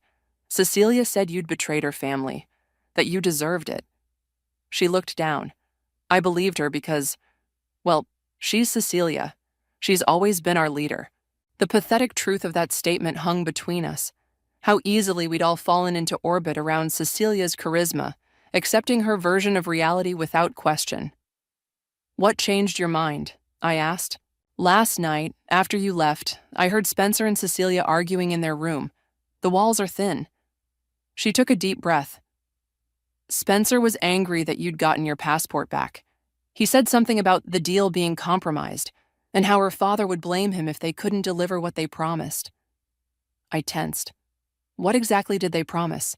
I don't know specifics, but Spencer mentioned something about needing access to your work accounts for longer than they'd had, that the emails they sent weren't enough. Cold dread settled in my stomach. They're not done. No, and Lucia. She hesitated. They mentioned Morgan's boyfriend. David? What about him? He works in your company's IT department, right? The realization hit me like a physical blow.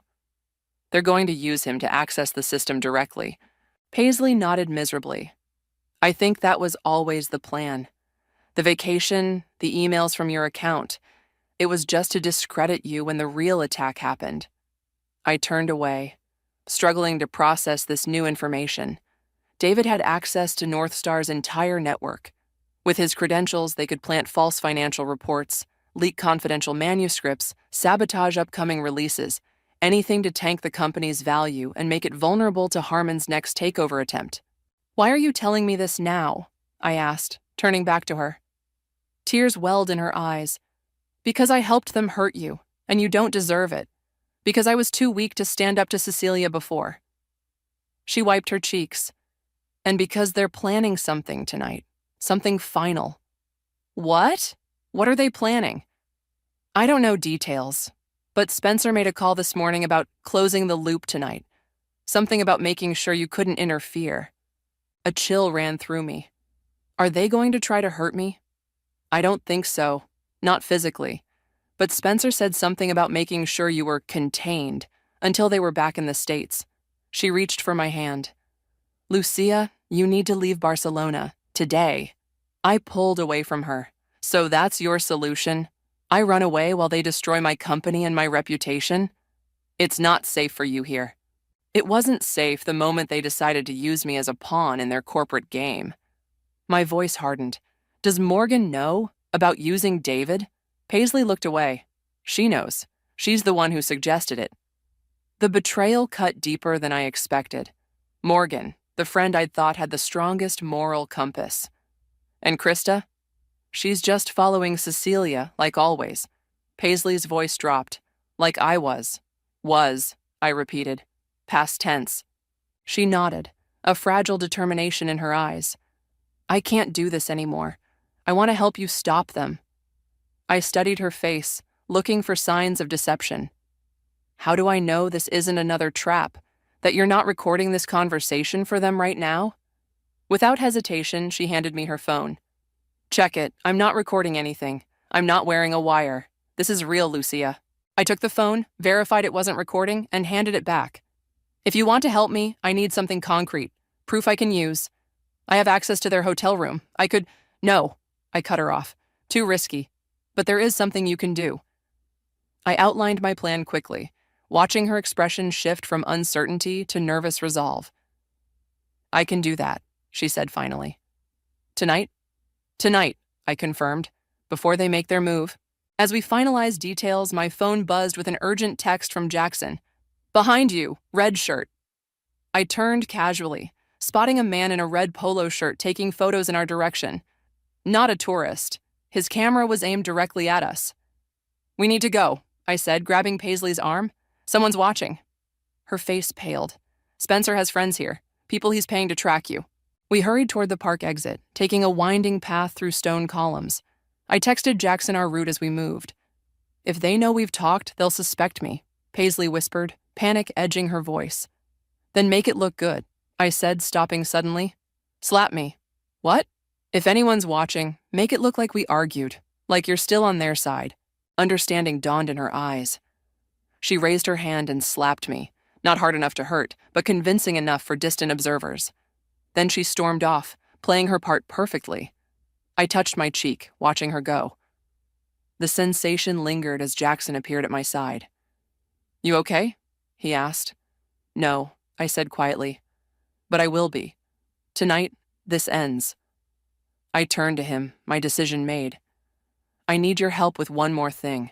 Something dangerous." His eyes met mine, steady and certain. "I'm in." As we left the park, I felt the weight of what was coming. By morning, I'd either have reclaimed my life or lost everything that remained of it. Either way, there would be no going back. Night fell over Barcelona, the city transforming into a glittering landscape of lights.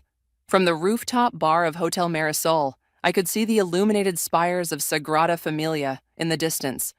Under different circumstances, the view would have been breathtaking. Tonight, it was just the backdrop for what I'd come to do. I adjusted the collar of the borrowed hotel uniform Jackson had procured for me, a server's outfit that let me blend with staff. My hair was pulled back severely, face partially obscured by the cap's brim. Not a perfect disguise, but enough to move through the hotel unnoticed. "They've been at the bar for 20 minutes, Jackson murmured, passing by with a tray of empty glasses. "Spencer's been on his phone most of the time." I nodded slightly, continuing to wipe down an already clean table. From my position, I could observe without being obvious. All four of them sat at a corner table. Cecilia laughing too loudly, Morgan checking her watch repeatedly, Krista scrolling through her phone, and Spencer leaning in to speak privately with Cecilia. No sign of Paisley. My phone vibrated in my pocket. A text from Marta. "In position. Elevator security cameras looping previous footage. You have 15 minutes." It was time. I slipped away from the rooftop bar, heart hammering as I took the service elevator down to the guest floors. The hallway was empty when I emerged. Room 718, Spencer and Cecilia's suite, waited at the end of the corridor. Paisley had left the door very slightly ajar, as promised. I pushed it open, scanning the luxurious suite quickly before entering and closing the door behind me. "Paisley," I whispered. She emerged from the bathroom, face pale with tension. "I thought you'd changed your mind. Did you find it?" She nodded, pointing to Spencer's laptop on the desk. "It's unlocked.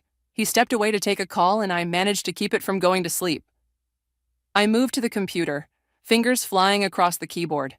Spencer's email was open, the same account Marta had accessed earlier. I quickly forwarded key incriminating emails to myself, then to my boss, the company's legal department, and the board of directors. "What about the other thing?" I asked. Paisley handed me a phone. Spencer's. "I got his passcode yesterday when he was drunk. 6842. I unlocked it, finding his text messages with Cecilia. There it was. Explicit discussions about using me to get information about North Star Publishing, plans to discredit me, coordination with Morgan about using David's IT access. "Send these to yourself," I told Paisley. "Insurance in case something happens to me." As she did this, I noticed a calendar notification on Spencer's phone. 11 p.m., L containment. My blood ran cold. They're planning something for 11. Paisley looked at her watch. That's in 20 minutes. I photographed everything I could, working quickly. Then I found what I was really looking for, Spencer's contacts. I scrolled until I found the name I needed, then pressed call. It rang 3 times before a gruff voice answered. "Bennett, this better be important." "Mr. Harmon," I said, my voice steadier than I felt. "This isn't Spencer. My name is Lucia Reyes." A pause. "The editor." "Yes, the one your daughter and Spencer framed for corporate espionage." Another pause, longer this time. "What do you want?" 5 minutes of your time, to show you how they've been conducting your business." I could hear him breathing, considering. "Where?" "Hotel Marisol, rooftop bar. I'm here now, so are they." He hung up without answering. I handed the phone back to Paisley. "Put it back exactly where you found it, then get out of here." She hesitated. What are you going to do? End this, once and for all. As Paisley slipped out, I took one final look around the room. On the nightstand sat a framed photo I hadn't noticed before. Cecilia as a child with her father, both smiling. A reminder that even people who do terrible things are still human, with histories and connections I knew nothing about. For a moment, doubt crept in. Was I going too far? Becoming what I hated? I pushed the thought away. This wasn't about revenge anymore. It was about justice, not just for me, but for everyone they'd hurt in their games of power. Back on the rooftop, I resumed my role as server, circulating near their table. Their conversation drifted toward me in fragments. Flight confirmed for tomorrow. David says he can access the server tonight. She won't be a problem after... Spencer checked his watch. Almost time? Everything in place? Cecilia nodded, sipping her champagne. Hotel security will find her in the storage room, apparently with stolen property from guest rooms. Very embarrassing. My stomach dropped. They were planning to frame me for theft, to have me arrested in a foreign country. Before I could process this, the rooftop bar fell suddenly quiet. I turned to see Richard Harmon striding through the entrance, his commanding presence parting the crowd like a physical force. Cecilia's champagne glass froze halfway to her lips. Daddy, what are you doing here? Richard's cold gaze swept over their table. I received an interesting call.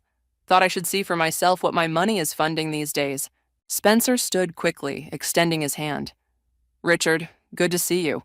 We were just discussing the North Star situation. Richard ignored the outstretched hand. Were you? Because I heard you were discussing how to frame a woman for theft and have her arrested. The color drained from Cecilia's face. Daddy, I can explain.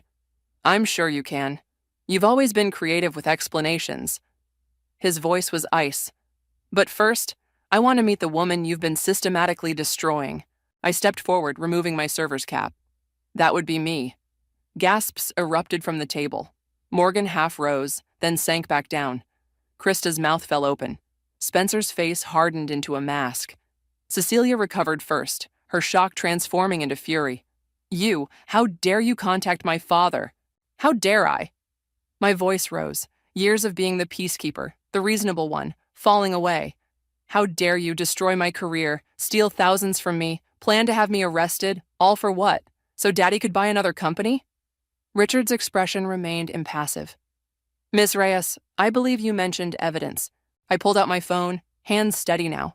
Emails, texts, recorded conversations, everything showing how your daughter and her boyfriend targeted me specifically to help with your hostile takeover of North Star Publishing.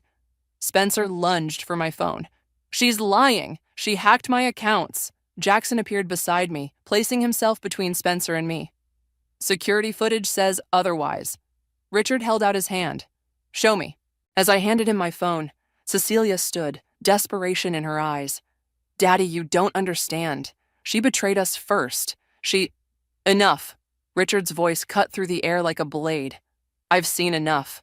He scrolled through the evidence, his expression darkening with each swipe. When he looked up, his eyes were cold with fury, not directed at me, but at his daughter and Spencer. You used my name, my company, to conduct this amateur psychological warfare, to frame an innocent woman, to commit actual crimes. Spencer stepped forward. Richard, we were just trying to help secure the deal. By committing fraud, corporate espionage, theft, Richard's voice remained controlled, which somehow made it more terrifying. Do you have any idea of the legal exposure you've created, for yourselves and for my company? The rooftop had gone silent, other patrons pretending not to watch the drama unfolding. Richard turned to me. Ms. Reyes, I owe you an apology, and compensation for your damages. He handed back my phone. Name your price. Before I could answer, Cecilia's composure shattered completely. You're taking her side? After everything I've done to help you, I did this for you. No, Richard said quietly. You did this for yourself, as always. In that moment, watching Cecilia's world collapse, I felt no satisfaction, only a profound sadness for the wreckage of what I'd once thought were real friendships. I looked at each of them in turn. These people I'd trusted, loved, shared my life with, and realized the truth that had been there all along. Some betrayals can never be undone. And some victories feel hollow, even when they're necessary. The crystal wine glasses clinked as Anne raised her flute, her diamond tennis bracelet catching the chandelier light. Everyone at the mahogany dining table fell silent, except for the quiet sob building in my throat that I refused to let escape. My name is Bonnie, and this was the moment my marriage began to die. I think we all know why we're here, Anne's voice carried across the formal dining room. Gregory's business setbacks have become concerning. Her eyes locked onto mine, razor sharp. When my son married beneath his station, I hoped love would overcome certain limitations. I gripped my napkin under the table, knuckles white. Next to me, Gregory stared at his plate, silent as a statue. The same silence he'd maintained through 3 months of bounced checks and missing account statements. "Mother," Gregory finally spoke, his voice weak, "perhaps this isn't the time." "It's exactly the time," Anne cut him off. "Your father built an empire, and now look at you, living in that modest townhouse, driving domestic cars. All because you let yourself be distracted." She spat the last word like poison. I took a slow sip of water, buying time. Around the table sat the entire Walton extended family, cousins, aunts, uncles, all watching the show with barely concealed fascination. The lamb on my plate had gone cold. "Anne," I said carefully, "I run a successful interior design firm. Our lifestyle choices are just that, choices." "Choices?" Anne laughed, the sound like breaking glass. "Like choosing to drain my son's trust fund for your little hobby business?" The accusation hit like a slap. I hadn't touched Gregory's trust fund, didn't even have access. But the confusion in my gut was quickly replaced by something else, clarity. 3 months of mysterious withdrawals, late-night phone calls, business trips with no receipts. "Gregory," I turned to my husband, "would you like to explain to your mother how I accessed money I never had authorization for?" He wouldn't meet my eyes. "Bonnie, please, not now." "When then?" My voice was steady, surprising even me. "When the credit card companies start calling? When the mortgage payment bounces again?" Anne's face flushed red. "How dare you air our private matters?" "Private?" I stood up, my chair scraping against hardwood. "Like the private text messages I found from someone named Bianca, or the private casino receipts stuffed in Gregory's golf bag." The dining room went deadly quiet. Gregory's cousin Victoria choked on her wine. "You've been snooping through my son's things?" Anne's voice trembled with rage. "I've been trying to understand why our joint account is suddenly empty." I placed my napkin on the table. "But you're right about one thing, Anne. This is a family matter, and since I'm clearly not family..." I walked toward the door, pausing only when I reached the threshold. "Gregory, when you're ready to tell the truth, you know where to find me. Until then, enjoy your mother's empire of delusions." The drive home was a blur of street lights and suppressed screams. I pulled into our garage. Correction, my garage, since I'd bought the townhouse with my own money before we married, and sat in the dark, hands trembling on the steering wheel. My phone buzzed. A text from Zoe. How bad was it? I started typing, then stopped. Zoe had been my best friend since college, but lately, something felt off. The way she changed subjects when I mentioned money troubles, the lunch dates she kept cancelling. Instead, I opened my browser and typed Eastern Wise Investigations. The website was simple, professional. The reviews mentioned words like discreet and thorough. Another text from Gregory. "Mother's upset. We should talk." I looked at our front door, imagining him coming home later, full of excuses and half-truths. He'd try to smooth things over like he always did. He'd say his mother was just worried, just protective. He'd promised to stand up to her next time. But there was something different now. The fog of confusion had lifted, replaced by cold, sharp purpose. They thought tonight was their victory. Poor, classless Bonnie, put in her place at last. I clicked the Contact Now button on Easton's website and typed a brief message. Then I got out of the car, straightened my dress, and walked inside to wait for my husband. Let them think they'd won. Let them believe I was broken. I'd spent 3 years trying to fit into their world of old money and older prejudices.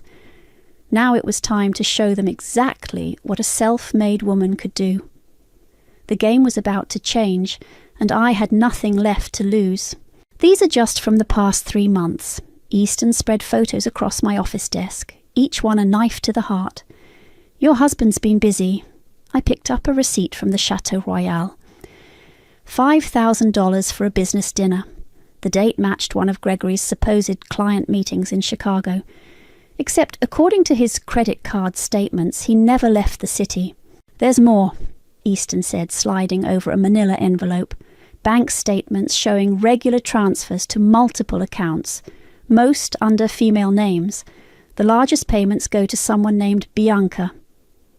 My hands shook as I opened the envelope. Inside were screenshots of text messages, hotel receipts, and something that made my stomach turn, a membership card for an exclusive gentlemen's club downtown. How much? I asked, my voice hollow. Total withdrawals over the past year? Just under 200,000. The number hit me like a physical blow. I thought about the morning Gregory proposed, how he'd surprised me at my tiny starter apartment with coffee and croissants, how he'd promised we'd build something beautiful together. My phone buzzed. Speaking of the devil. Hey, honey, Gregory's text read. Late meeting tonight. Don't wait up. I checked the time. 4:30 p.m. Right on schedule. I need you to follow him tonight, I told Easton. Get photos of everything. After Easton left, I pulled up an old photo on my phone. Gregory and me at our wedding, his arms around my waist, both of us laughing. I'd designed my own dress, refusing Anne's offers of family heirlooms. You look cheap, she'd said, but I suppose that's your aesthetic. My office phone rang. Bonnie, it's Andrea, Anne's goddaughter. Andrea, how did you get this number? Listen, I don't have much time. There's something you need to know about Gregory's ex-fiancé. I sat up straighter. I didn't know he was engaged before. Exactly. Anne made sure of that. The girl was from a working-class family like you. She found out some things about Gregory, threatened to go public. Anne paid her to disappear. My heart raced. Why are you telling me this? Because Anne's doing it again. She's been covering Gregory's debts for years, but this time it's different. The money's coming from places it shouldn't. A knock at my door made me jump. Zoe stood there, looking nervous. Andrea, I have to go. Thank you. I hung up as Zoe walked in. Hey, stranger, she said, trying to smile. Can we talk? I cleared my desk quickly, but not before Zoe caught sight of the hotel receipts. Her face went pale. Bonnie, I need to tell you something. Save it. I held up my hand. Unless you're ready to explain why you've been helping Gregory hide money. Her eyes widened. How did you... Your business credit line, the one you said was maxed out from renovations. Gregory's been using it for his gambling debts. Tears spilled down Zoe's cheeks. He said it was temporary, that he just needed to cover some investments until they paid off. He promised he'd pay it back. And you believed him? After watching him lie to me for months? He showed me documents, plans for this huge development deal. Said Anne was backing it, but the paperwork was delayed. I laughed bitterly. There is no development deal, Zoe. Just like there's no startup, no investors, no anything, except my husband burning through money with his mistress. My phone buzzed again. A message from Easton. Following target now, headed to Chateau Royal. Female companion matches description of Bianca. I'm so sorry, Zoe whispered. I'll help you. Whatever you need. I'll testify. Stop. I held up my hand. I trusted you for 15 years. You were my maid of honor. And you chose him. Bonnie, please, I have a meeting. I stood up, gathering my things. I suggest you talk to your lawyer about that credit line, because when this all comes out, you'll need one. As I walked to my car, another text came through. This one from Gregory. Missing you. Dinner tomorrow night? Just us. I smiled, thinking of the meeting I had scheduled with Samara, the city's most ruthless divorce attorney. Can't wait, I typed back. I have something special planned. Let him think I was still the trusting wife. Let them all think I was breaking. The truth would come soon enough, and it would shatter their perfect world into pieces too small to ever put back together. I started my car, heading to the lawyer's office. In my rearview mirror I could see Zoe standing in my office doorway, still crying. Some bridges burn slowly, I thought. And some you have to torch yourself. The opera house sparkled like a jewel box, but all I could focus on was Anne's hand gripping Gregory's arm as we walked in. Her diamond rings caught the light, a silent reminder of the wealth she lorded over everyone. Darling, she called out, her voice dripping honey, that dress is interesting. Vintage, I assume. I smoothed down my designer gown, one I'd actually helped design last season. Brand new, actually, but you're right, it was inspired by classic silhouettes. Gregory shifted uncomfortably between us. 3 days had passed since Easton's photos confirmed Bianca's existence, but I'd played the perfect wife. Even now I reached for Gregory's hand, squeezing it gently. The box seats are this way, Anne gestured, though perhaps Bonnie would be more comfortable in the general admission area. Mother, Gregory started, but I cut him off with a laugh. Actually, I've arranged something special. I pulled out 4 tickets. Front row, centre orchestra, better acoustics. I thought we could all sit together. Anne's face tightened. These seats cost more than her box, and we all knew it. As we settled in, Andrea slipped into the seat next to me.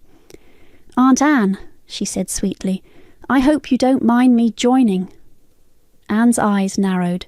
She knew Andrea had been talking to me, but couldn't make a scene.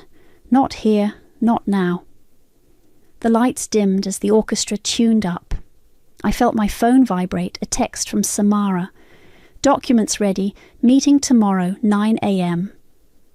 On stage, the tragedy unfolded. A beautiful woman discovered her husband's betrayal, his lies, his other life. How fitting. During intermission, I excused myself to the powder room. Andrea followed. The transfers are getting bigger, she whispered, checking under the stalls. Anne moved 50,000 last week, called it a family emergency. From the estate trust, Andrea nodded. She's executor, but she's not supposed to touch the principal. If the other beneficiaries find out. The bathroom door swung open. Anne stood there, her face a mask of fury. Andrea, dear, your father's looking for you. Andrea squeezed my arm before hurrying out. Anne waited until the door closed. Whatever you think you're doing, she hissed. Stop, now. I reapplied my lipstick, taking my time. I'm just enjoying the opera, Anne. Isn't that what family does? You are not family. You're a gold digger who got lucky. I turned to face her. Funny, I'm not the one embezzling from a trust fund. The colour drained from her face. You don't know what you're talking about. Don't I? Like, I don't know about Gregory's ex-fiancée, or about August introducing him to his bookie, or about Bianca. You ungrateful little... Save it. I snapped my clutch shut. The second act's starting. We wouldn't want to miss the climax. Back in our seats, Gregory leaned over. Everything okay? Perfect, I smiled, patting his hand. Your mother and I were just discussing family matters. On stage, the betrayed woman plotted her revenge. The audience gasped as she unveiled her plan. But they hadn't seen anything yet. After the show, August caught me in the lobby. Gregory's oldest friend, looking expensive in his tailored suit. The same suit he wore when he took Gregory to underground poker games. Careful, Bonnie, he murmured, too low for others to hear. You're poking around places you shouldn't. Like the casino where you and Gregory lost 60,000 last month. His smile faltered. He told you. He didn't have to. I stepped closer. Here's what's going to happen. August, you're going to stay away from my husband. Or the Gaming Commission might receive an anonymous tip about certain unlicensed establishments. You're bluffing. I pulled out my phone, showing him photos of their private games. Try me. Later that night, Gregory came to bed smelling of whiskey. You were amazing tonight, he slurred. The way you handled Mother. I should have stood up for you more. I let him pull me close, ignoring the ache in my chest. Once his touch would have made everything better. Now it just reminded me of other women, other lies. I love you, he mumbled, already half asleep. I waited until his breathing steadied before slipping out of bed. In my home office, I opened my laptop to find an email from Easton. Found the connection. Anne's been funneling money through Gregory's accounts to cover her own tracks. Sending proof now. I clicked through the attachments, each one another nail in their coffin. Tomorrow, Samara would start the legal proceedings. But tonight, I allowed myself one moment of pure grief for the marriage I thought I had. The woman I used to be died in that opera house tonight. In her place stood someone stronger, someone who knew exactly what needed to be done. Let them sleep soundly.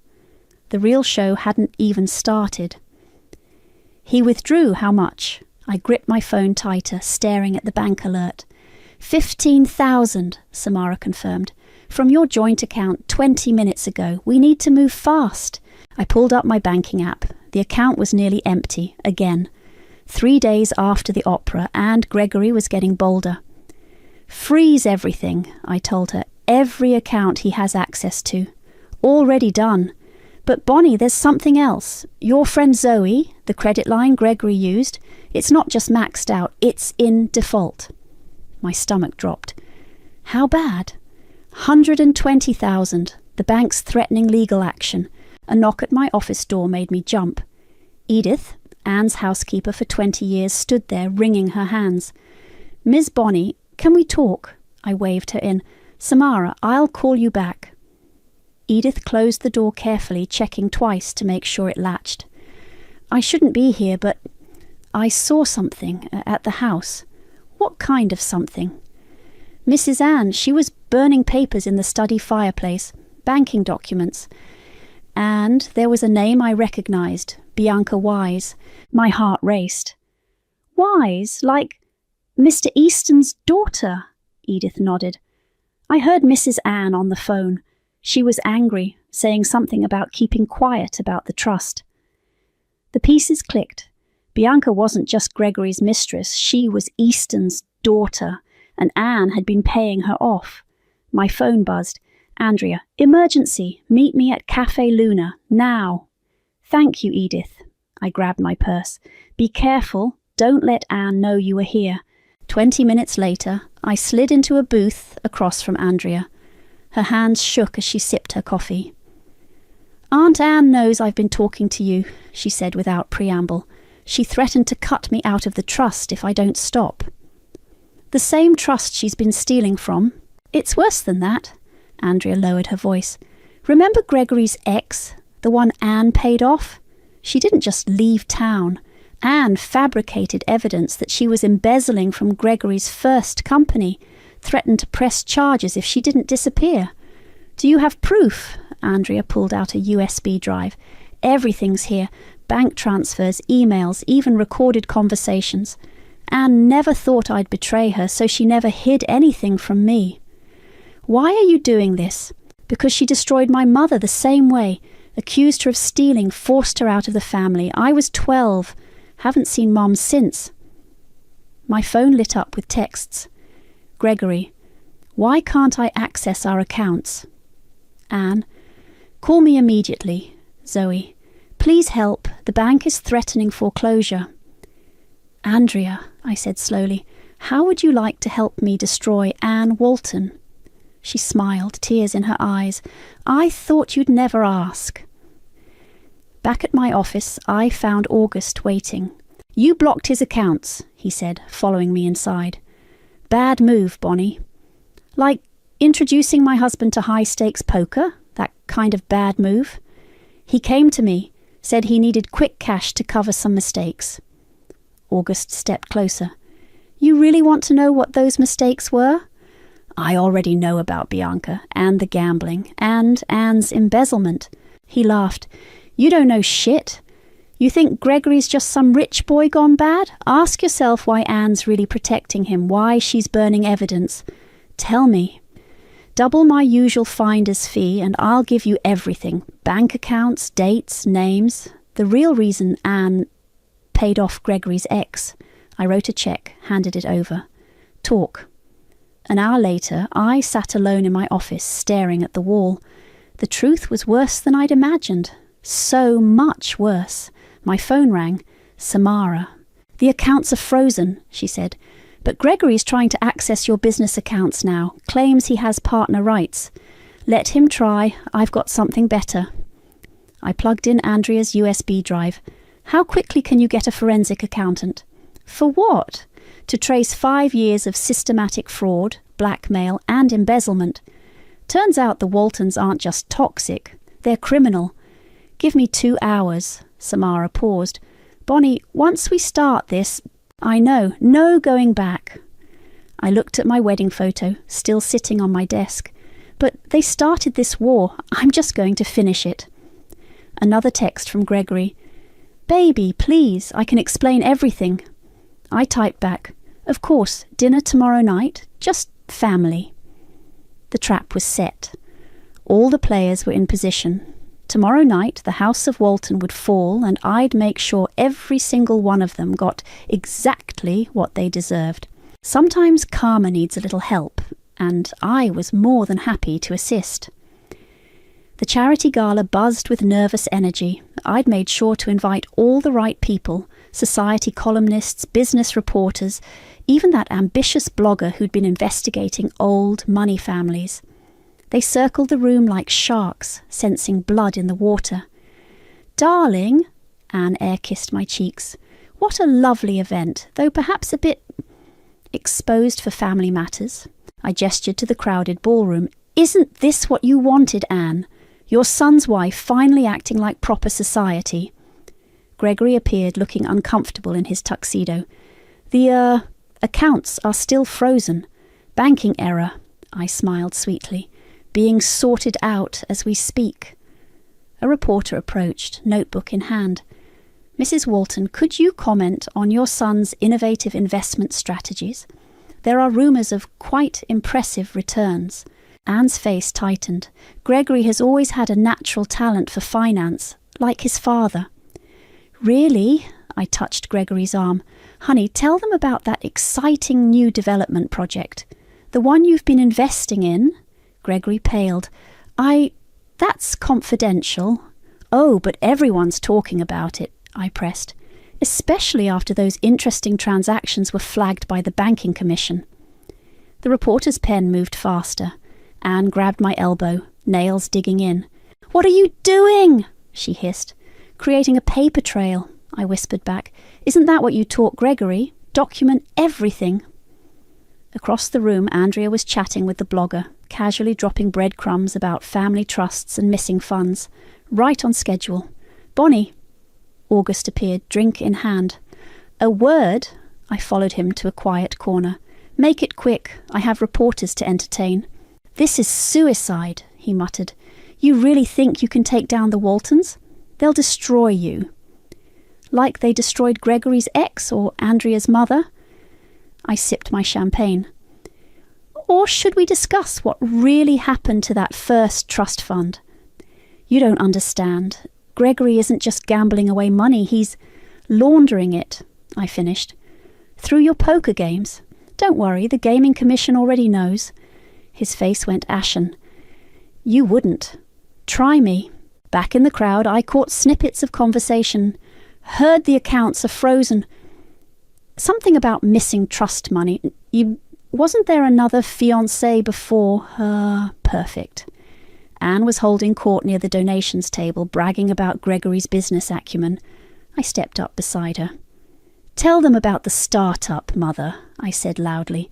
The one Gregory's been funding through those special accounts. Well, she faltered. Or maybe about Bianca. She's quite the investment, isn't she? The circle of listeners grew quiet. Anne's smile became brittle. Perhaps we should discuss this privately, she said through clenched teeth. Why? Isn't family business public business? That's what you taught me at that lovely dinner party. Gregory appeared, sweat beading his forehead. Bonnie, please. Oh, speaking of business, I waved over the banking commissioner. Gregory, didn't you want to discuss those irregular transfers, the ones from your mother's trust account? The commissioner perked up. Transfers? Anne grabbed Gregory's arm. We're leaving. Now. But the press wants photos, I called after them. Something about dynasty in crisis. That's tomorrow's headline, I believe. They practically ran for the exit. Around me, phones were out, recording everything. The blogger was typing furiously on her tablet. Samara materialized at my side. Everything's documented. Ready for tomorrow? I watched my husband and his mother flee from the truth they'd tried so hard to hide. Almost. One more dinner, one more chance for them to lie. They'll try to stop you. Let them try. I raised my glass to Andrea across the room. She nodded back, mission accomplished.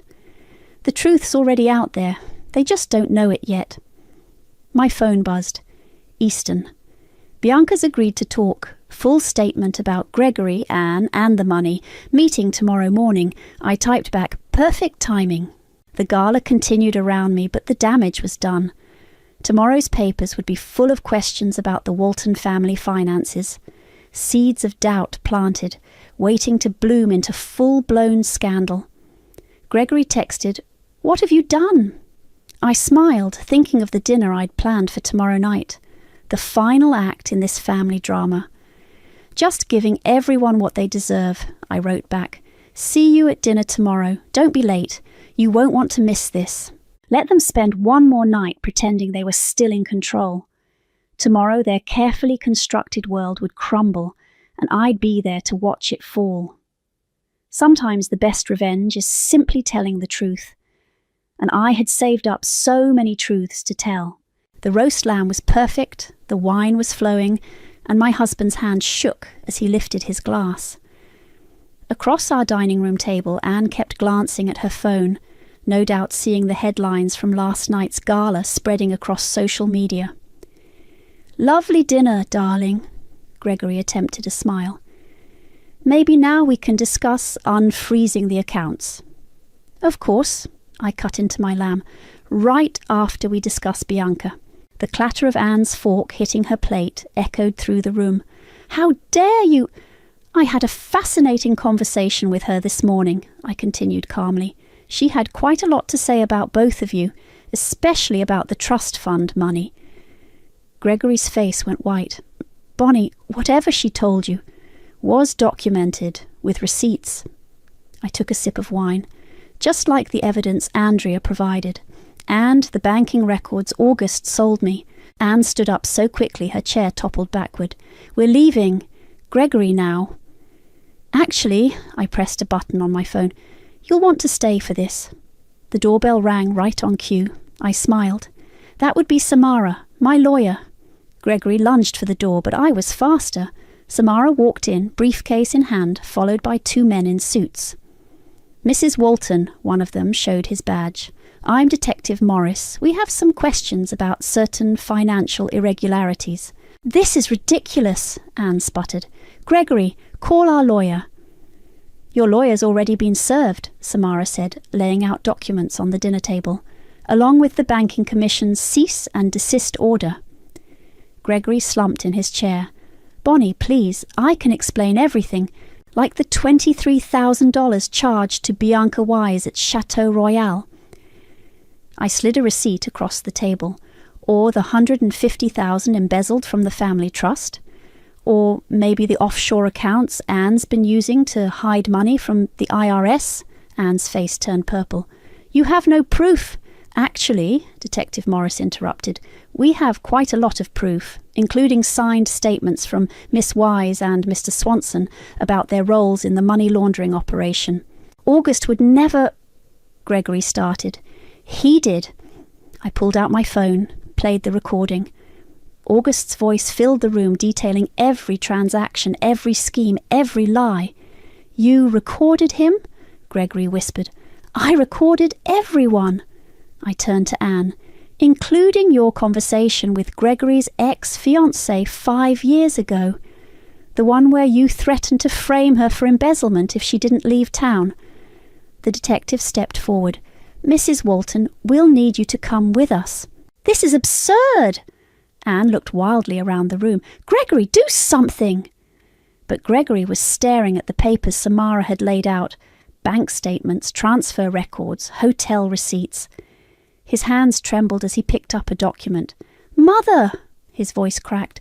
What did you do with Dad's trust fund? What I had to, Anne shrieked. To protect you, to protect our name.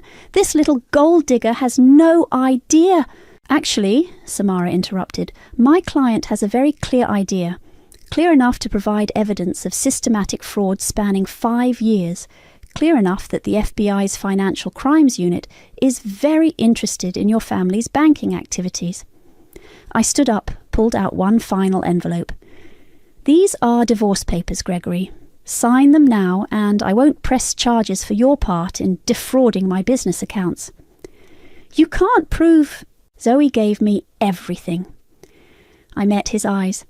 Every transaction, every lie, every time you used her business to hide money for your gambling debts. The fight seemed to drain out of him. I never meant... It wasn't supposed to... Save it for your lawyer. I pushed the papers closer. Sign. As Gregory scrawled his signature, Anne was being read her rights. She kept screaming about family loyalty, about ungrateful wives, about the shame of it all. Detective, I called out as they led her away, don't forget to check the safe in her study, behind the Monet. Andrea mentioned some interesting documents stored there. Finally, it was just Gregory, Samara and me. The papers are signed, Samara confirmed. I'll file them first thing tomorrow. Gregory stood, shoulders slumped. Where am I supposed to go? The plaza has a room waiting, paid for by what's left of your trust fund. I walked to the door, held it open. Consider it my parting gift. He paused in the doorway. I did love you, you know, in the beginning. I know, that's what made it so easy to believe all the lies that came after. After they left, I poured myself another glass of wine, looked around the dining room where I'd just demolished the mighty Walton family. My phone buzzed. Andrea, it's done. Aunt Anne's being processed now, thank you. I smiled, raised my glass to the empty room. The truth had finally set us all free. You lying little bitch! Anne lunged across the conference table, her handcuffs rattling. 2 officers grabbed her shoulders, pulling her back into her seat. Mrs. Walton, her lawyer warned, please remain calm. We sat in the courthouse conference room, surrounded by attorneys, detectives, and financial investigators. The morning papers had exploded with headlines about the Walton family's fall from grace. Let's review the evidence again, Samara said, maddeningly calm. Bank statements showing systematic embezzlement from the family trust. Witness statements from both Bianca Wise and August confirming the money laundering operation. And, of course, the recorded confession from Gregory. Gregory sat at the far end of the table, looking shell-shocked. His expensive suit was wrinkled, his eyes hollow. I trusted you, he whispered, staring at his mother. You said the money was going to investments. Everything I did was for you. Anne's mascara ran down her cheeks. To protect you from women like her. She jabbed a finger at me. The lead investigator cleared his throat. Mrs. Walton, we've traced over $2 million in misappropriated funds, money that belonged to your late husband's beneficiaries, including my mother. Andrea stepped forward, dropping a thick folder on the table. Every transaction, every fake document, every threat you made to force her out of the family. I kept everything. Anne's face crumpled. Andrea, darling, you don't understand. I understand perfectly. Andrea's voice shook. You destroyed my mother's life, just like you tried to destroy Bonnie's, just like Gregory's ex-fiancée. The door opened and Zoe slipped in, eyes red from crying. Miss Stevenson, Samara acknowledged, please state for the record what Gregory asked you to do with your business credit line. Zoe wouldn't look at me. He He said he needed to cover some gambling debts, that his mother would replace the money once the development deal went through. But there was no deal. He used my company to hide money he was paying to Bianca. And the amount? Samara pressed. 120,000, Zoe's voice cracked. The bank seized my assets. I'm losing everything. Gregory finally spoke up. I'll pay it back, somehow. With what money? His lawyer interrupted. Your accounts are frozen, your assets are under investigation, and your trust fund is empty. Actually, I pulled out a document. I have a proposal. All eyes turned to me as I continued. My company will purchase Zoe's business assets at market value, covering her debts. In exchange, Gregory and Anne sign full confessions and agree to make restitution to all affected parties. You can't be serious, Anne spat. Dead serious. I met her gaze. Sign the confession, or I'll make sure every society page and business journal knows exactly how you forced Gregory's ex out of the country. With proof. The room fell silent. Gregory's lawyer whispered something in his ear. I'll sign, Gregory said quietly. I'll tell everything. Gregory! Anne shrieked. It's over, Mother. He picked up a pen. You taught me to lie, to hide, to manipulate, and look where it got us. As Gregory began his confession, Andrea touched my arm. There's something else. Something about my mother. What? She's alive. In Toronto. Anne's been paying her to stay away all these years. I smiled. Call her. Tell her it's safe to come home. The next hour was a blur of signatures, statements, and legal terms. Anne was led away to begin her house arrest pending trial. Gregory left with his lawyer to check into rehab, part of his plea deal. In the hallway, Zoe caught up to me. Why? She asked. Why help me after what I did?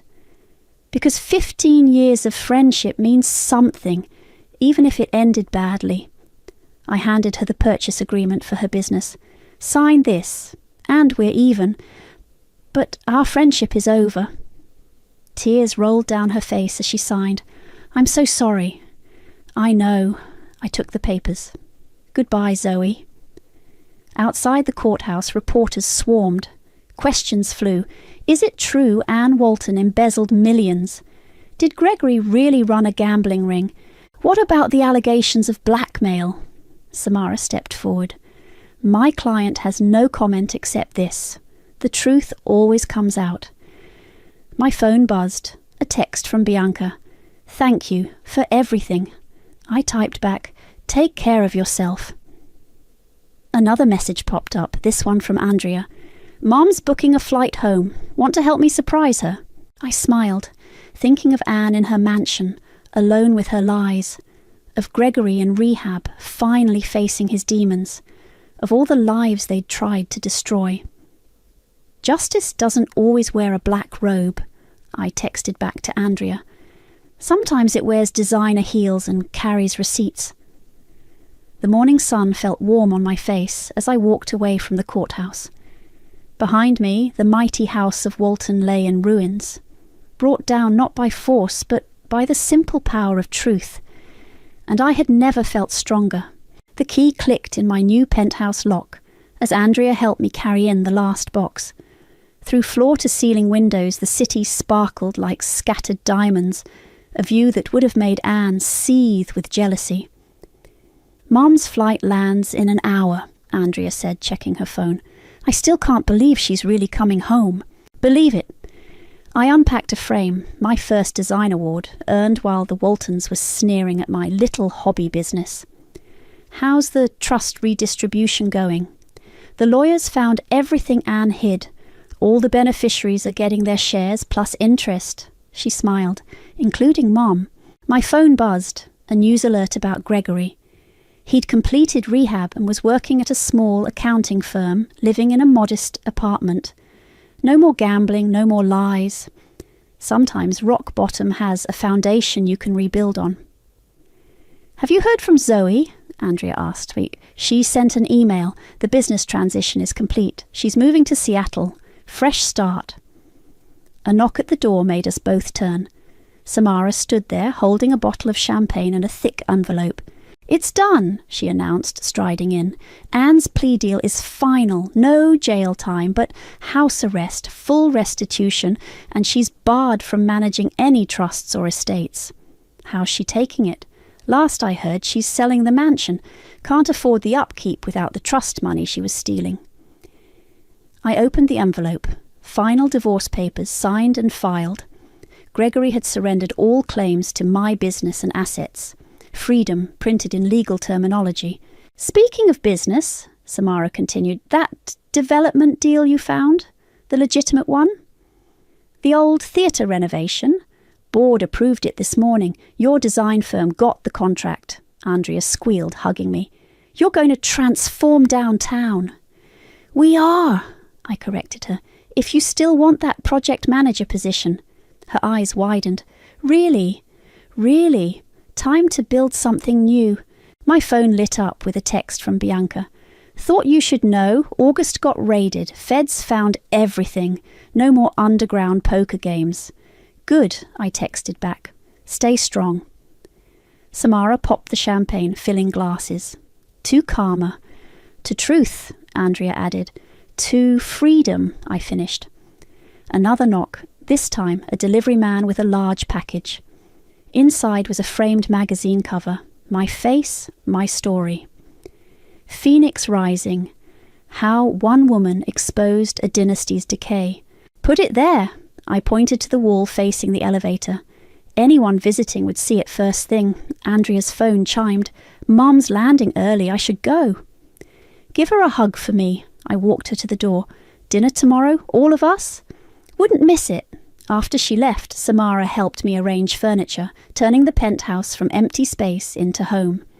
No photos of Gregory, no Walton family heirlooms, just my achievements, my taste, my life.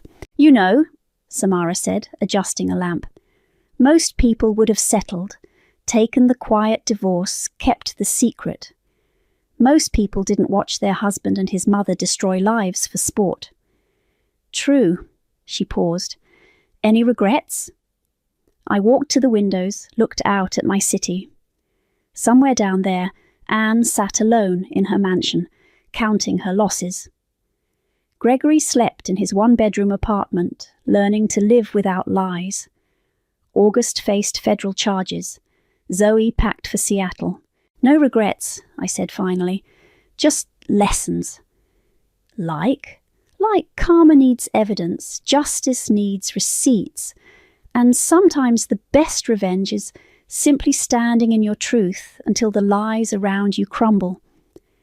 My phone buzzed one last time. A message from Gregory. "I know it doesn't matter now, but I'm sorry. For everything. You deserved better." I didn't respond. Some chapters are better left closed. Samara raised her glass. "To standing in your truth.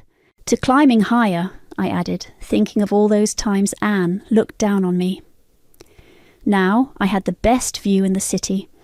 The setting sun painted the sky gold, reflecting off my windows. Below, Andrea's car pulled away, heading to reunite with her mother. Tomorrow they'd join me for dinner, 2 more survivors of the Walton dynasty's collapse, ready to build something new.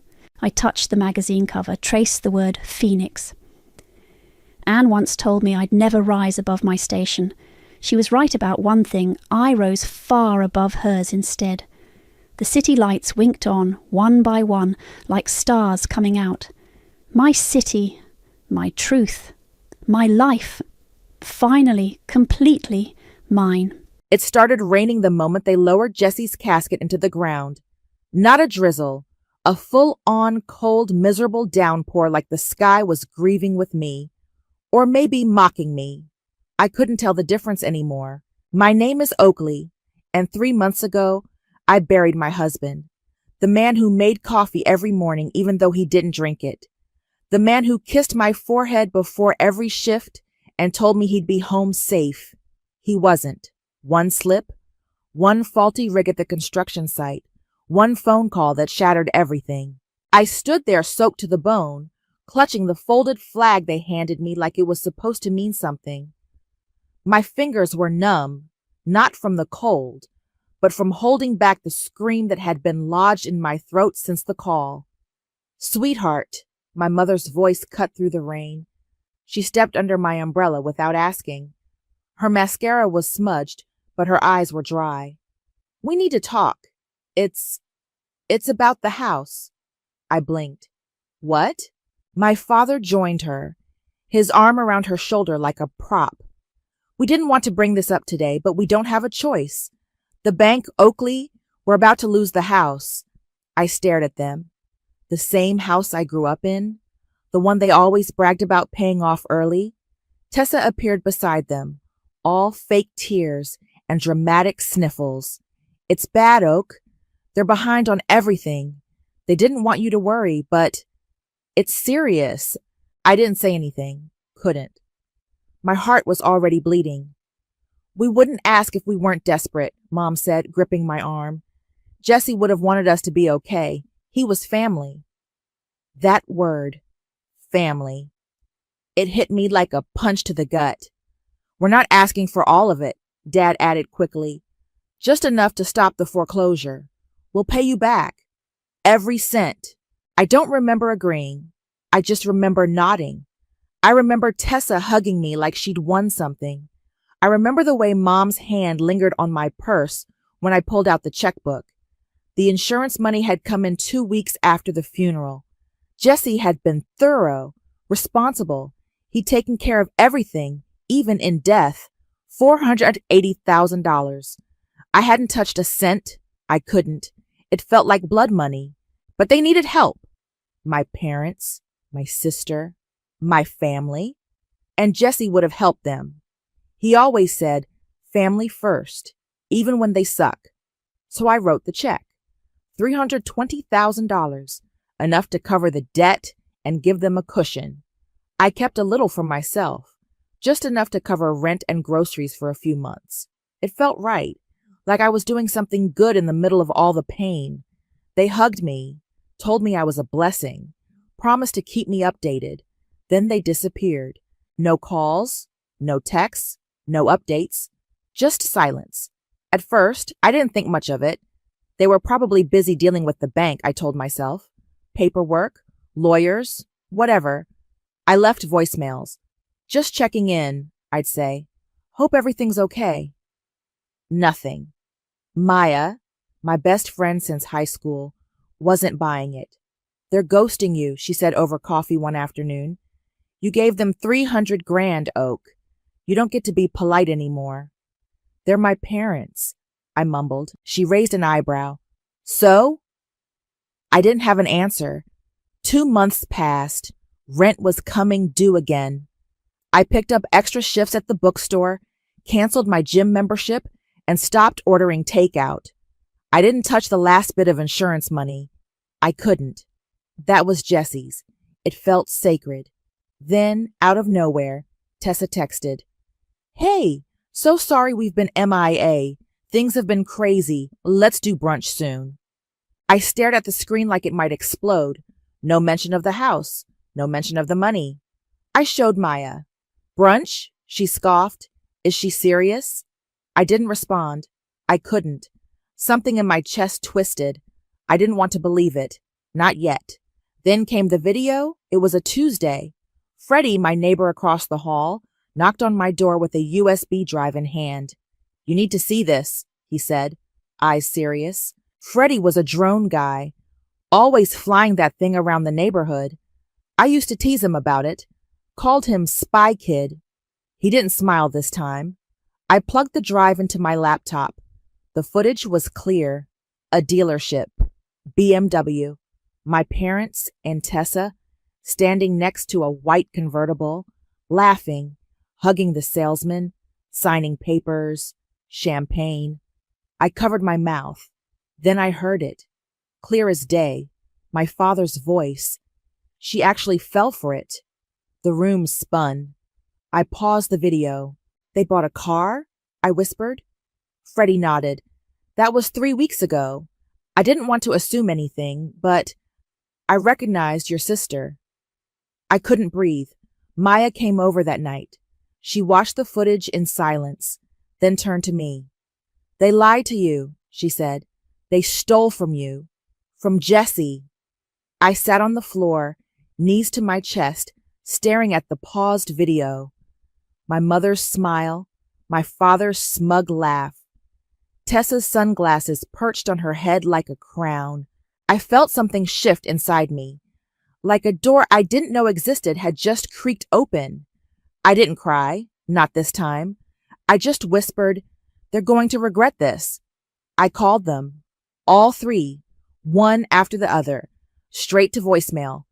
I waited an hour, tried again, nothing.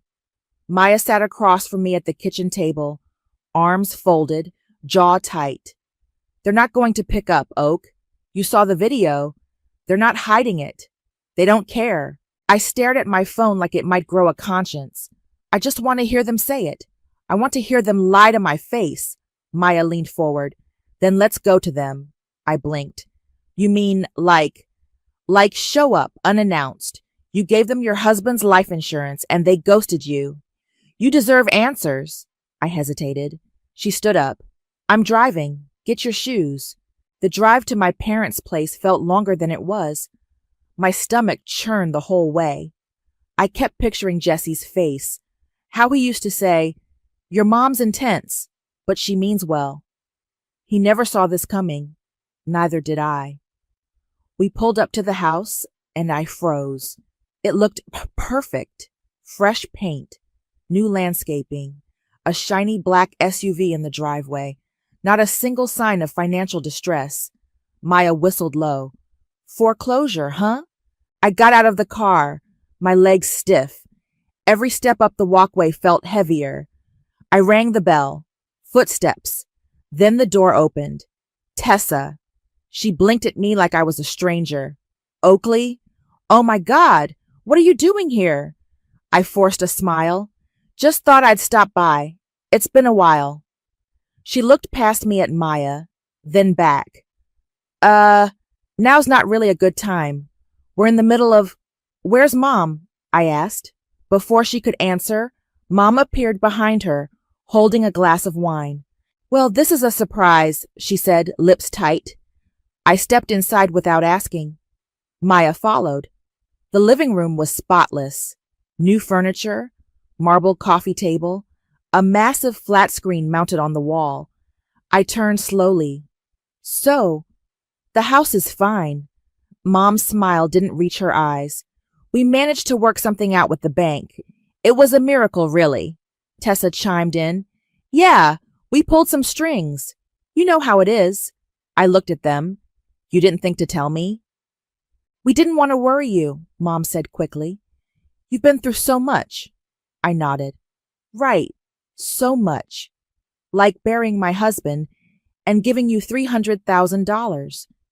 Tessa shifted uncomfortably. "We said we'd pay you back." I pulled out my phone and hit play. The dealership footage filled the room. My father's voice echoed. "She actually fell for it." Tessa's face drained of color. Mom's wine glass trembled slightly. I paused the video. "So, was that before or after the miracle?" Silence. Maya stepped forward. "You lied. You stole. And you laughed about it."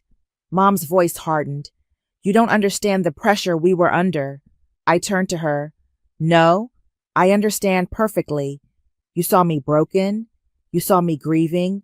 And you saw an opportunity." Tessa crossed her arms. "God, Oakley, it's not like we killed him." Maya's mouth dropped open. I didn't flinch. "No, you just danced on his grave." The front door opened. Dad walked in, keys in hand, humming. He stopped when he saw us. His eyes flicked to the paused video on my phone. "Ah, so the secret's out." I stared at him. "You're not even going to deny it?" He shrugged. "What's the point? You gave us the money. No one forced you." Maya stepped forward. "You manipulated her. Lied about foreclosure. That's fraud." He laughed. "Oh, please. What court's going to hear a case about a daughter voluntarily giving money to her family?" I looked at him, really looked, and for the first time I saw it. The smugness, the calculation, the total absence of shame. I turned to leave. Tessa called after me. "Wait, Oakley, don't be dramatic." I stopped at the door. "You're right. I've been dramatic. Crying, mourning, trusting. That ends today." Back in the car, Maya was fuming. "They're monsters," she said, "and they're not even hiding it." I stared out the window. "They think they've won." She looked at me. "What are you going to do?" I didn't answer right away. The dealership footage played again in my mind. The laughter, the champagne. "I'm going to find out everything," I said. "Every lie, every dollar, every secret." Maya nodded. "And then?" I looked at her. "Then I'm going to burn it all down." The next morning, I was at the county records office by 9 a.m. I didn't sleep much. My hands still shook from the night before, but I was done crying. I had a laptop, a notebook, and a list of questions. "Hi," I said to the clerk behind the glass. "I need property records for 11929 Maple Drive." She looked it up. "You the owner?" "No, but I'm the daughter. I just need to know if the house has been in foreclosure." She raised an eyebrow. "That address?" "No, ma'am. That home's been refinanced twice in the last 5 years. No foreclosure on file." I blinked. "Are you sure?" She turned the screen. "Positive. Last refi was 18 months ago. Fixed rate. They're current on payments." I stepped back from the counter, heart pounding. "Thanks." Outside, I called Maya. "They never even were in foreclosure," I said. "No surprise there. What's next?" "I'm going over there." "To do what?" "To see it for myself." "Want me to come?" "No. I think I need to do this alone." The drive to the house felt different this time. I wasn't nervous. I was watching, noticing. I parked a block away and walked up the street, hoodie pulled low, sunglasses on. I wasn't hiding. I just didn't want to give them a heads up. The garage door was open. Inside was the white BMW from the video, polished, gleaming. Dad's voice echoed from the backyard. I slipped around the side fence and peeked through the slats. There they were, my parents and Tessa, sitting by the pool, a new pool. The old one had been filled in years ago. This one had a waterfall feature and a built-in hot tub. Tessa was sipping from a wine glass. I was thinking we could remodel the patio next. Maybe add a bar. What do you think? Mom nodded. We've got the funds, and the weather's perfect for it. Dad laughed. Let's not overdo it. We still have to be subtle. Tessa rolled her eyes. Oakley's not coming back. She's probably too busy crying into Jessie's old shirts. They all laughed. I stepped back, heart in my throat. My fingers curled into fists. I wanted to scream.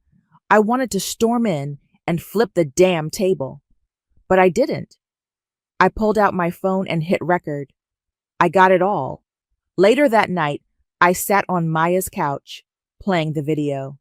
She watched in silence, jaw clenched. They're disgusting, she said. They're sloppy, I replied, and that's going to be their downfall. She looked at me. What's the plan? I opened my laptop. First, I'm freezing the rest of the insurance money. Then I'm calling Jesse's old lawyer. You think he'll help? He liked Jesse, and he's sharp. He'll know what to do. Maya nodded. Good, because this is war. The next morning, I called Mr. Sanders. He'd handled Jesse's will and the insurance paperwork. A quiet, serious man with a voice like gravel and eyes that miss nothing. Miss, he said after I explained everything, you're telling me your family fabricated a financial emergency to access your late husband's life insurance? Yes, and I have video proof, plus bank records and messages. He was silent for a moment. Then, come in tomorrow. Bring everything. We'll talk options. I hung up and exhaled for the first time in hours. That night, I went through my bank statements, every transfer, every check. I printed screenshots of messages from Tessa and Mom, especially the ones referencing saving the house. Maya helped me organize everything into folders. I can't believe you gave them that much, she said quietly. I was grieving, I said. They knew that. She nodded. And they used it. The next day, I walked into Mr. Sanders' office with a fireproof folder and a flash drive. He listened. He took notes. He watched the dealership video twice. This is bad, he said finally. On their part. Can I press charges? Civil, yes. Possibly criminal, depending on how the insurance money was used. If they lied about the purpose, and you can prove it, that's fraud. If your sister impersonated you or misrepresented anything to the insurance company, that's worse. I swallowed. I want to move forward. He nodded. Then we'll start by freezing the remaining funds. I'll file paperwork today. Then we'll build the case. I stood to leave. Thank you. He looked at me. You're doing the right thing. As I stepped outside, my phone buzzed. A text from an unknown number. You should know. Tessa called Jesse's job the day he died. She said she was you. My blood ran cold. I called the number. No answer. Just a voicemail box with no name. I texted back. Who is this? No reply. I called Maya. Someone just told me Tessa called Jesse's job pretending to be me, the day he died. What? Why? I don't know, but I'm going to find out. Maya's voice dropped. Oakley, what if this goes deeper than money? I stared at the screen, at the silence. Then I'll dig deeper, I said, until I hit the bottom. Mr. Sanders didn't waste time. By the end of the week, the remaining life insurance funds were frozen. My family couldn't touch a cent more, and they didn't even know it yet. They'll find out soon enough, he said, sliding a folder across his desk. We're serving them with a formal request to account for all dispersed funds. If they can't provide documentation, we move to civil court. I nodded. They won't have anything real, just receipts for wine, cars, and patio furniture. Then we'll bury them in paper. Back at home, Maya was already working. She had her laptop open, spreadsheets pulled up, and a pile of printed text between us. Okay, she said, pointing. Here's the timeline. You gave them the check on March 14th. The BMW was purchased March 28th. Pool renovations started early April, all after they told you the house was in foreclosure. I nodded. And here's the voicemail from Mom on March 10th, saying they were days away from losing everything. She added it to the file. Perfect. That's misrepresentation. Easy. Freddie came over later with more drone footage. He handed me a flash drive without a word and sat down. I've got them at the dealership, the pool construction, and, get this, the spa. Tessa got a full-body massage and facial the same week she told you they were eating canned soup. Maya snorted. Canned soup, my ass. I plugged in the drive and watched. There they were, stepping out of the spa with gift bags and iced lattes. Freddie leaned forward. You want timestamps on everything? Yes, I said, and keep your drone flying. If they sneeze, I want to know. He nodded. Done. The next day, the legal summons went out, one to each of them, hand-delivered, and just like that, the silence broke. My phone rang at 7:12 a.m. It was Mom. I let it go to voicemail. Then Tessa called, then Dad. I didn't pick up. I just sat on the couch, sipping coffee, watching the missed calls pile up. Maya grinned. Let them sweat. At noon, my phone buzzed again. A voicemail from Tessa. Okay, Oakley, what the hell is this? We got some legal crap about the insurance money? You're seriously suing your own family after everything we've done for you? Call me back. I didn't. That night, there was a knock at my door. Maya peeked through the peephole. It's your parents. I opened the door halfway. Mom's face was flushed. Oakley, what is this? Some kind of sick joke? Dad stepped in. You're taking legal action against us? Your own mother and father? I stayed calm. You lied. You stole. You laughed about it. Mom's voice rose. We're your family. You used me, I said. You saw me broken and you cashed in. Dad pointed a finger. You gave us that money willingly. Under false pretenses. That's fraud. Tessa appeared behind them, arms crossed, sunglasses perched on her head like she was starring in a soap opera. You're being dramatic, she said. It was just money. Maya stepped beside me. It was her husband's life insurance, not a birthday check. Tessa rolled her eyes. Whatever. You can't prove anything. I smiled. Actually, I can. I pulled out my phone and tapped play. The dealership footage, the laughter, the champagne, my dad's voice. She actually fell for it. They all froze. I let it play twice before turning it off. You're going to regret this, Mom said quietly. No, I replied. You are. The door slammed behind them. 2 days later, Mr. Sanders called. They've responded through a lawyer, denying everything, claiming the funds were a gift. Expected, I said. But there's something else. I sat up straighter. What? I got a call from someone at Jesse's company. They said a woman called the day of his accident, pretending to be you, asking about the insurance process. That's not standard. My throat tightened. Did they say who? They didn't know her name, but they said she sounded young, pushy, asked if the claim would be fast-tracked. I hung up and called Jesse's old supervisor. I'd met him once, at the funeral. Hi, it's Oakley.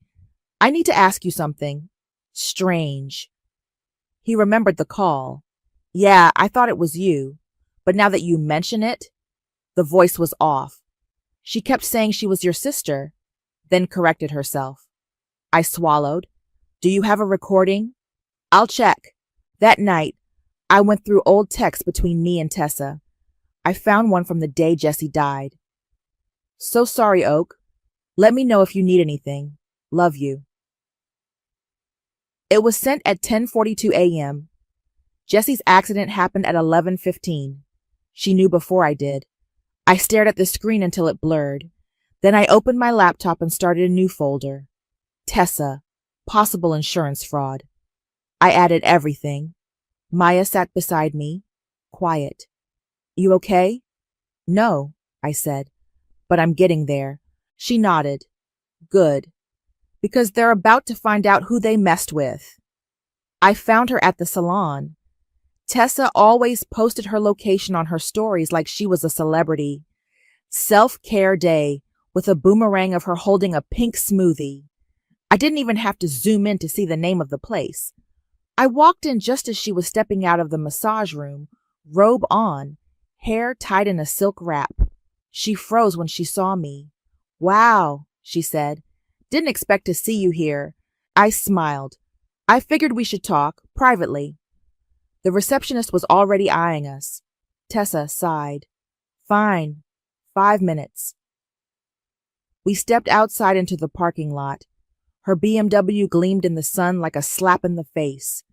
I didn't waste time. You called Jesse's job the day he died. Her expression didn't change, but her eyes flicked, just for a second. I don't know what you're talking about. You said you were me. Asked about the insurance claim. Before I even knew he was gone. She shrugged. I was trying to help. I took a step closer. You impersonated me. Tessa rolled her eyes. Oh, please. It was one call. I was just trying to figure out how long the process would take. You were a wreck. You didn't even tell me he was dead yet.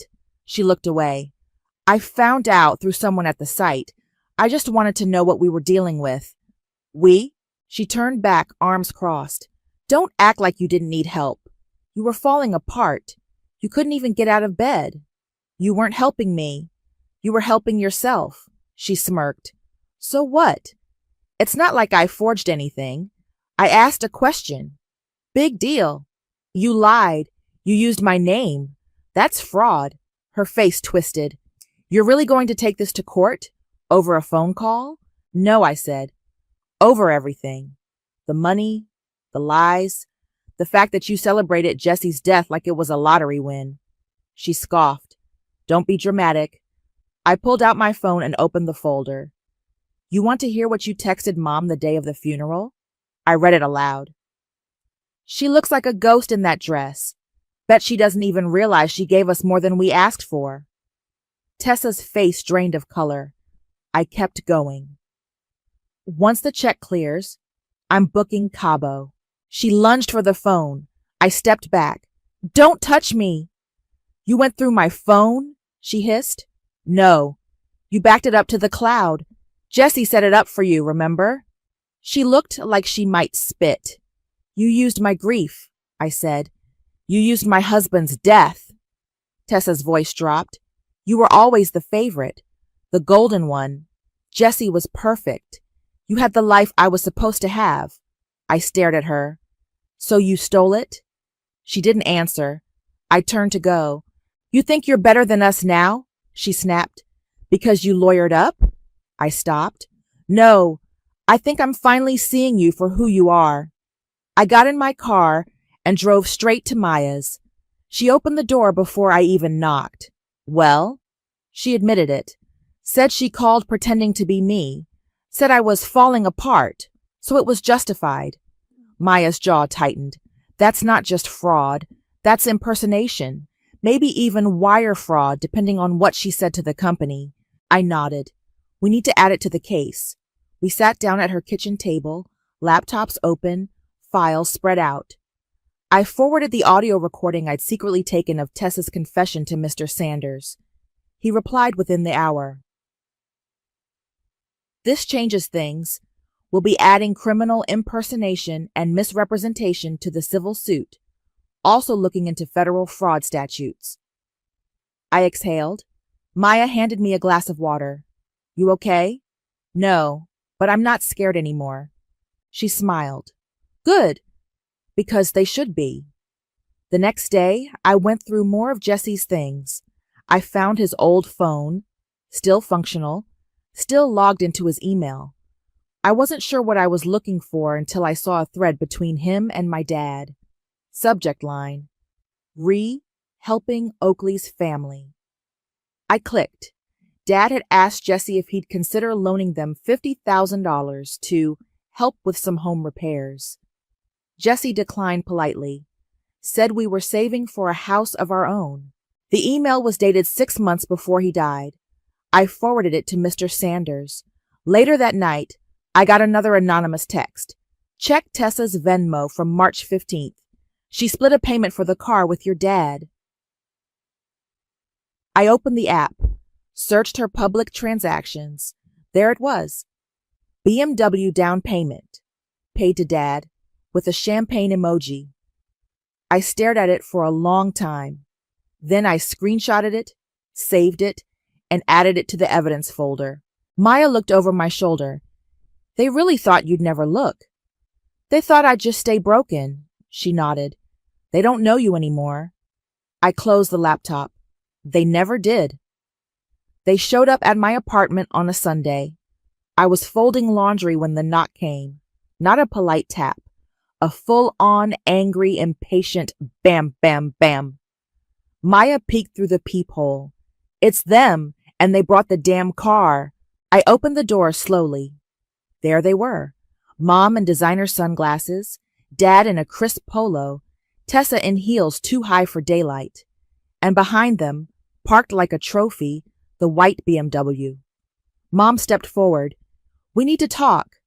I leaned against the doorframe. About what? The lawsuit? The fraud? The impersonation? Dad held up a hand. Let's not do this here. We came to make peace. I crossed my arms. You brought your lawyer? No, he said. We came as family. Maya let out a laugh from behind me. That's rich. Tessa flipped her hair. Can we come in or not? I stepped aside. Sure, I've got something for you, actually. They filed in like they owned the place. Mom wrinkled her nose at the laundry basket. Tessa rolled her eyes at the IKEA furniture.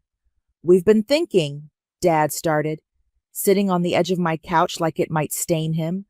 The whole legal thing. It's gotten out of hand. We're willing to return some of the money. Some? I asked. 50,000, he said. That's fair. I raised an eyebrow. You stole over 300, Mom chimed in. It was never about stealing. It was about survival. Family helping family. Tessa added, Besides, you still have some of it, right? Maya stood up. You're unbelievable. Dad ignored her. We're willing to settle this quietly. No court, no drama, but we need a little help right now. I tilted my head. Help? Tessa sighed. We're doing a surprise renovation. The city's giving us crap about permits. We're short 10 grand. I blinked. You came here in a BMW to ask me for more money? Mom smiled like it was a reasonable request. Just a small loan. We'll pay you back. I walked over to the TV stand and picked up the remote. Funny you should mention the dealership. Tessa narrowed her eyes. What? I turned on the TV. The dealership footage played instantly. Them laughing, signing papers, clinking glasses. Then my dad's voice. She actually fell for it. Their faces dropped. I let it loop once, then twice. No one spoke. Finally, I turned it off and faced them. I saved something of yours too, I said. Dad stood up. Where did you get that? Doesn't matter. Mom's hands trembled. You can't use that in court. It's illegal. Maya stepped forward. Actually, it's not. It's public footage, captured legally and admissible. Tessa's voice cracked. You've been spying on us? You've been robbing me, I said. So yeah, I started paying attention. Dad's voice dropped. You don't want to go down this road, Oakley. I'm already on it. He stepped closer. You think you're better than us now because you've got a lawyer and a folder full of receipts? No, I said, because I have truth and you have lies. Mom reached out. Sweetheart, I pulled back. Don't. You lost the right to call me that.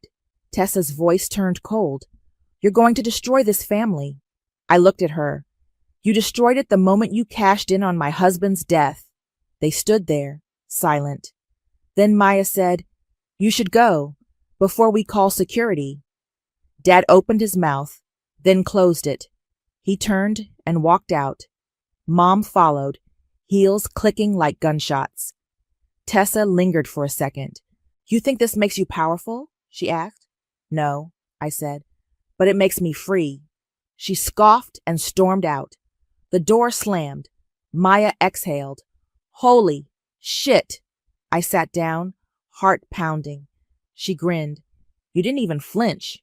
I've done enough crying, I said. Now it's their turn. We spent the rest of the day organizing everything. Footage, texts, emails, bank transfers, timestamps. Mr. Sanders had already drafted the civil suit. Now we were adding impersonation, fraud, emotional damages. I emailed him the dealership footage and the audio of Tessa's confession. He replied within an hour. This is more than enough. They're going to fold. I stared at the screen. Maya handed me a glass of water. You okay? I nodded. I think I'm finally starting to be. She smiled. You were right. You saved something of theirs. Now it's going to save you.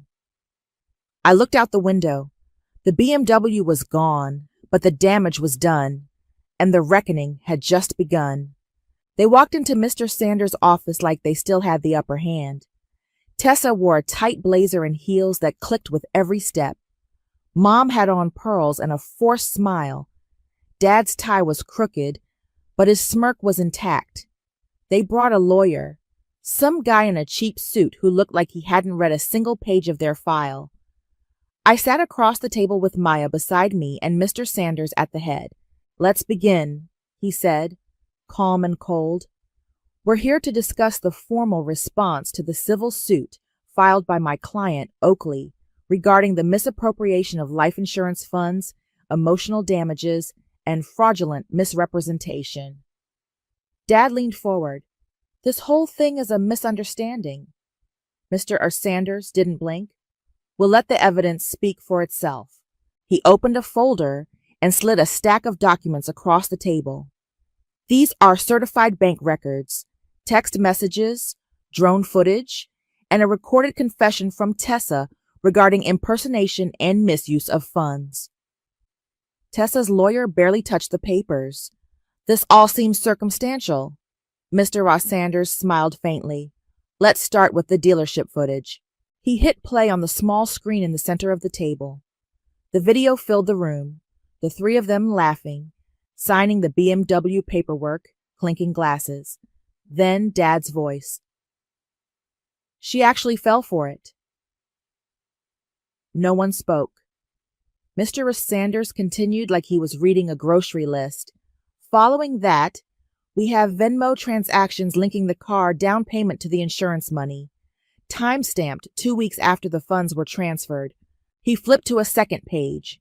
We also have audio of Tessa admitting to impersonating Oakley in a phone call to Jesse's employer, inquiring about the insurance claim before Oakley was even notified of his death. Tessa shifted in her seat. Her lawyer whispered something. She didn't respond. Mom finally spoke. We're family. This shouldn't be happening in a courtroom. Mr. R. Sanders looked up. You're correct. It should have never happened at all. Dad's smirk was gone. What do you want? I leaned forward. Everything, Tessa scoffed. You're not getting a dime back. Mr. Sanders didn't flinch. Actually, we're seeking full restitution of the misused funds, damages for emotional distress, and potential criminal charges for impersonation and fraud. The IRS has also been notified. Their lawyer paled. The IRS? Mr. Sanders nodded. Yes, there are several large cash purchases that were never reported. The audit's already underway. Mom's hands trembled. You wouldn't do that. I already did, I said. Tessa's voice cracked. You're going to destroy us. I looked her straight in the eye. You destroyed yourselves. Dad stood up, hands on the table. You think this makes you strong? You think Jesse would have wanted this? I stood too. Jesse would have wanted justice, and I'm making sure he gets it. Maya placed a folder in front of them. You can settle now or take your chances in court, but either way, this doesn't end on your terms. Their lawyer whispered again. This time, Dad listened. Tessa's eyes were glassy. You're not the same person. No, I said. I'm not. Mr. Sanders stood. We'll give you 48 hours to decide. After that, we proceed with the full suit. They filed out, slower this time. No heels clicking, no smug smiles. When the door closed, Maya turned to me. You did it. I sat back down, heart pounding. Not yet. But they know what's coming. Mr. Sanders nodded. They'll settle. They don't want this going to trial. I stared at the empty chairs across the table. Good. I want this to hurt. Later that night, I got a text from Tessa. You win. Happy now? I didn't reply. Instead, I opened Jesse's old voicemail, the one I couldn't bring myself to delete. Hey, babe. Just checking in. I'll be home late, but I love you. Always. I played it twice. Then I whispered, I'm getting it back, Jesse. All of it. The letter came by courier. Thick envelope. Gold seal. No return address. Maya stood beside me as I opened it. Well, she asked, eyes wide. I scanned the top page. They settled. She grinned. All of it? Every cent. Plus damages. They agreed to pay back the full amount, plus interest, and cover my legal fees. Maya let out a breath. They folded. They had no choice. Inside the envelope were copies of signed agreements. Tessa's name, my parents' signatures, a bank account listed for restitution payments. The BMW was already repossessed. The pool company filed a lien on their house. And the IRS? Still digging. They're going to lose everything, Maya said. I nodded. They already did. That night, I boxed up the last of Jesse's things. Not because I wanted to forget him, but because I didn't need to hold on to the pain anymore. His hoodie still smelled like him. I folded it carefully and placed it in the bin marked Keep. There was a knock at the door. I opened it to find Mom standing there, alone, holding a manila envelope. "I'm not here to beg," she said. "Good," I replied, stepping aside but not inviting her in. She looked tired, smaller somehow. Her hair wasn't done, and her usual perfume was replaced with something bitter. Regret, maybe. "I wanted to give you this," she said, handing me the envelope. I opened it. Inside were old photos. Me and Jessie at our wedding, at Christmas, laughing on the beach. I hadn't seen these in years. "I found them in a drawer," she said. "Figured you'd want them." I didn't say anything. She shifted. "We're losing the house." "I know. Tessa moved in with a friend. Your father's under audit. We're not doing well." I looked at her. "You came here for sympathy?" "No," she said quickly. "I came because I wanted to say something." I waited. "I'm sorry," she said. "We were wrong, all of it. I don't expect forgiveness. I wanted you to know that." I nodded once. "Thanks for the photos." She hesitated. "You were always the strong one. We just never saw it." I didn't respond. She turned to go but paused at the door. "You're not like us, Oakley. That's a good thing." Then she left. I closed the door behind her and locked it. The next morning, I sat in front of my mic and hit record.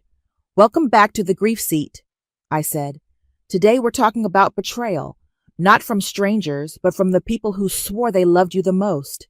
Maya sat across from me, monitoring the levels. "I lost my husband," I continued, "and then I lost my family. But what I gained was clarity and a spine I didn't know I had." We recorded for an hour. Raw, honest, no filters. After, Maya leaned back. "That was your best one yet." "It felt good," I said. "Like I'm finally saying the things I was too scared to say." "You think they'll listen?" I shrugged. "Doesn't matter. It's not for them." Later, I walked past the bookstore where Jessie used to wait for me after shifts. I stood outside for a minute, watching the reflection of the street in the window. A kid inside dropped a book, and the sound made me flinch. But then I smiled. I kept walking. At the park, I sat on our old bench, the one with the carved initials. I ran my fingers over the letters. "O Plare." I pulled out my phone and opened the final transfer confirmation. The money was back in my account. Every dollar. Maya texted, "Drinks tonight? You earned it." I replied, "Absolutely." As I stood to leave, an older woman nearby smiled at me. "You look like someone who just let go of something heavy," she said. I smiled back. "Yeah, I did." Back at home, I poured a glass of wine and opened the window. The city buzzed below, life moving forward. I pulled out Jessie's voicemail one more time. "Hey, babe, just checking in. I'll be home late, but I love you. Always." I whispered, "I love you too." Then I deleted it. Not because I was letting go of him, but because I didn't need the pain to remember the love. They made my loss a transaction. I made their lies a legacy.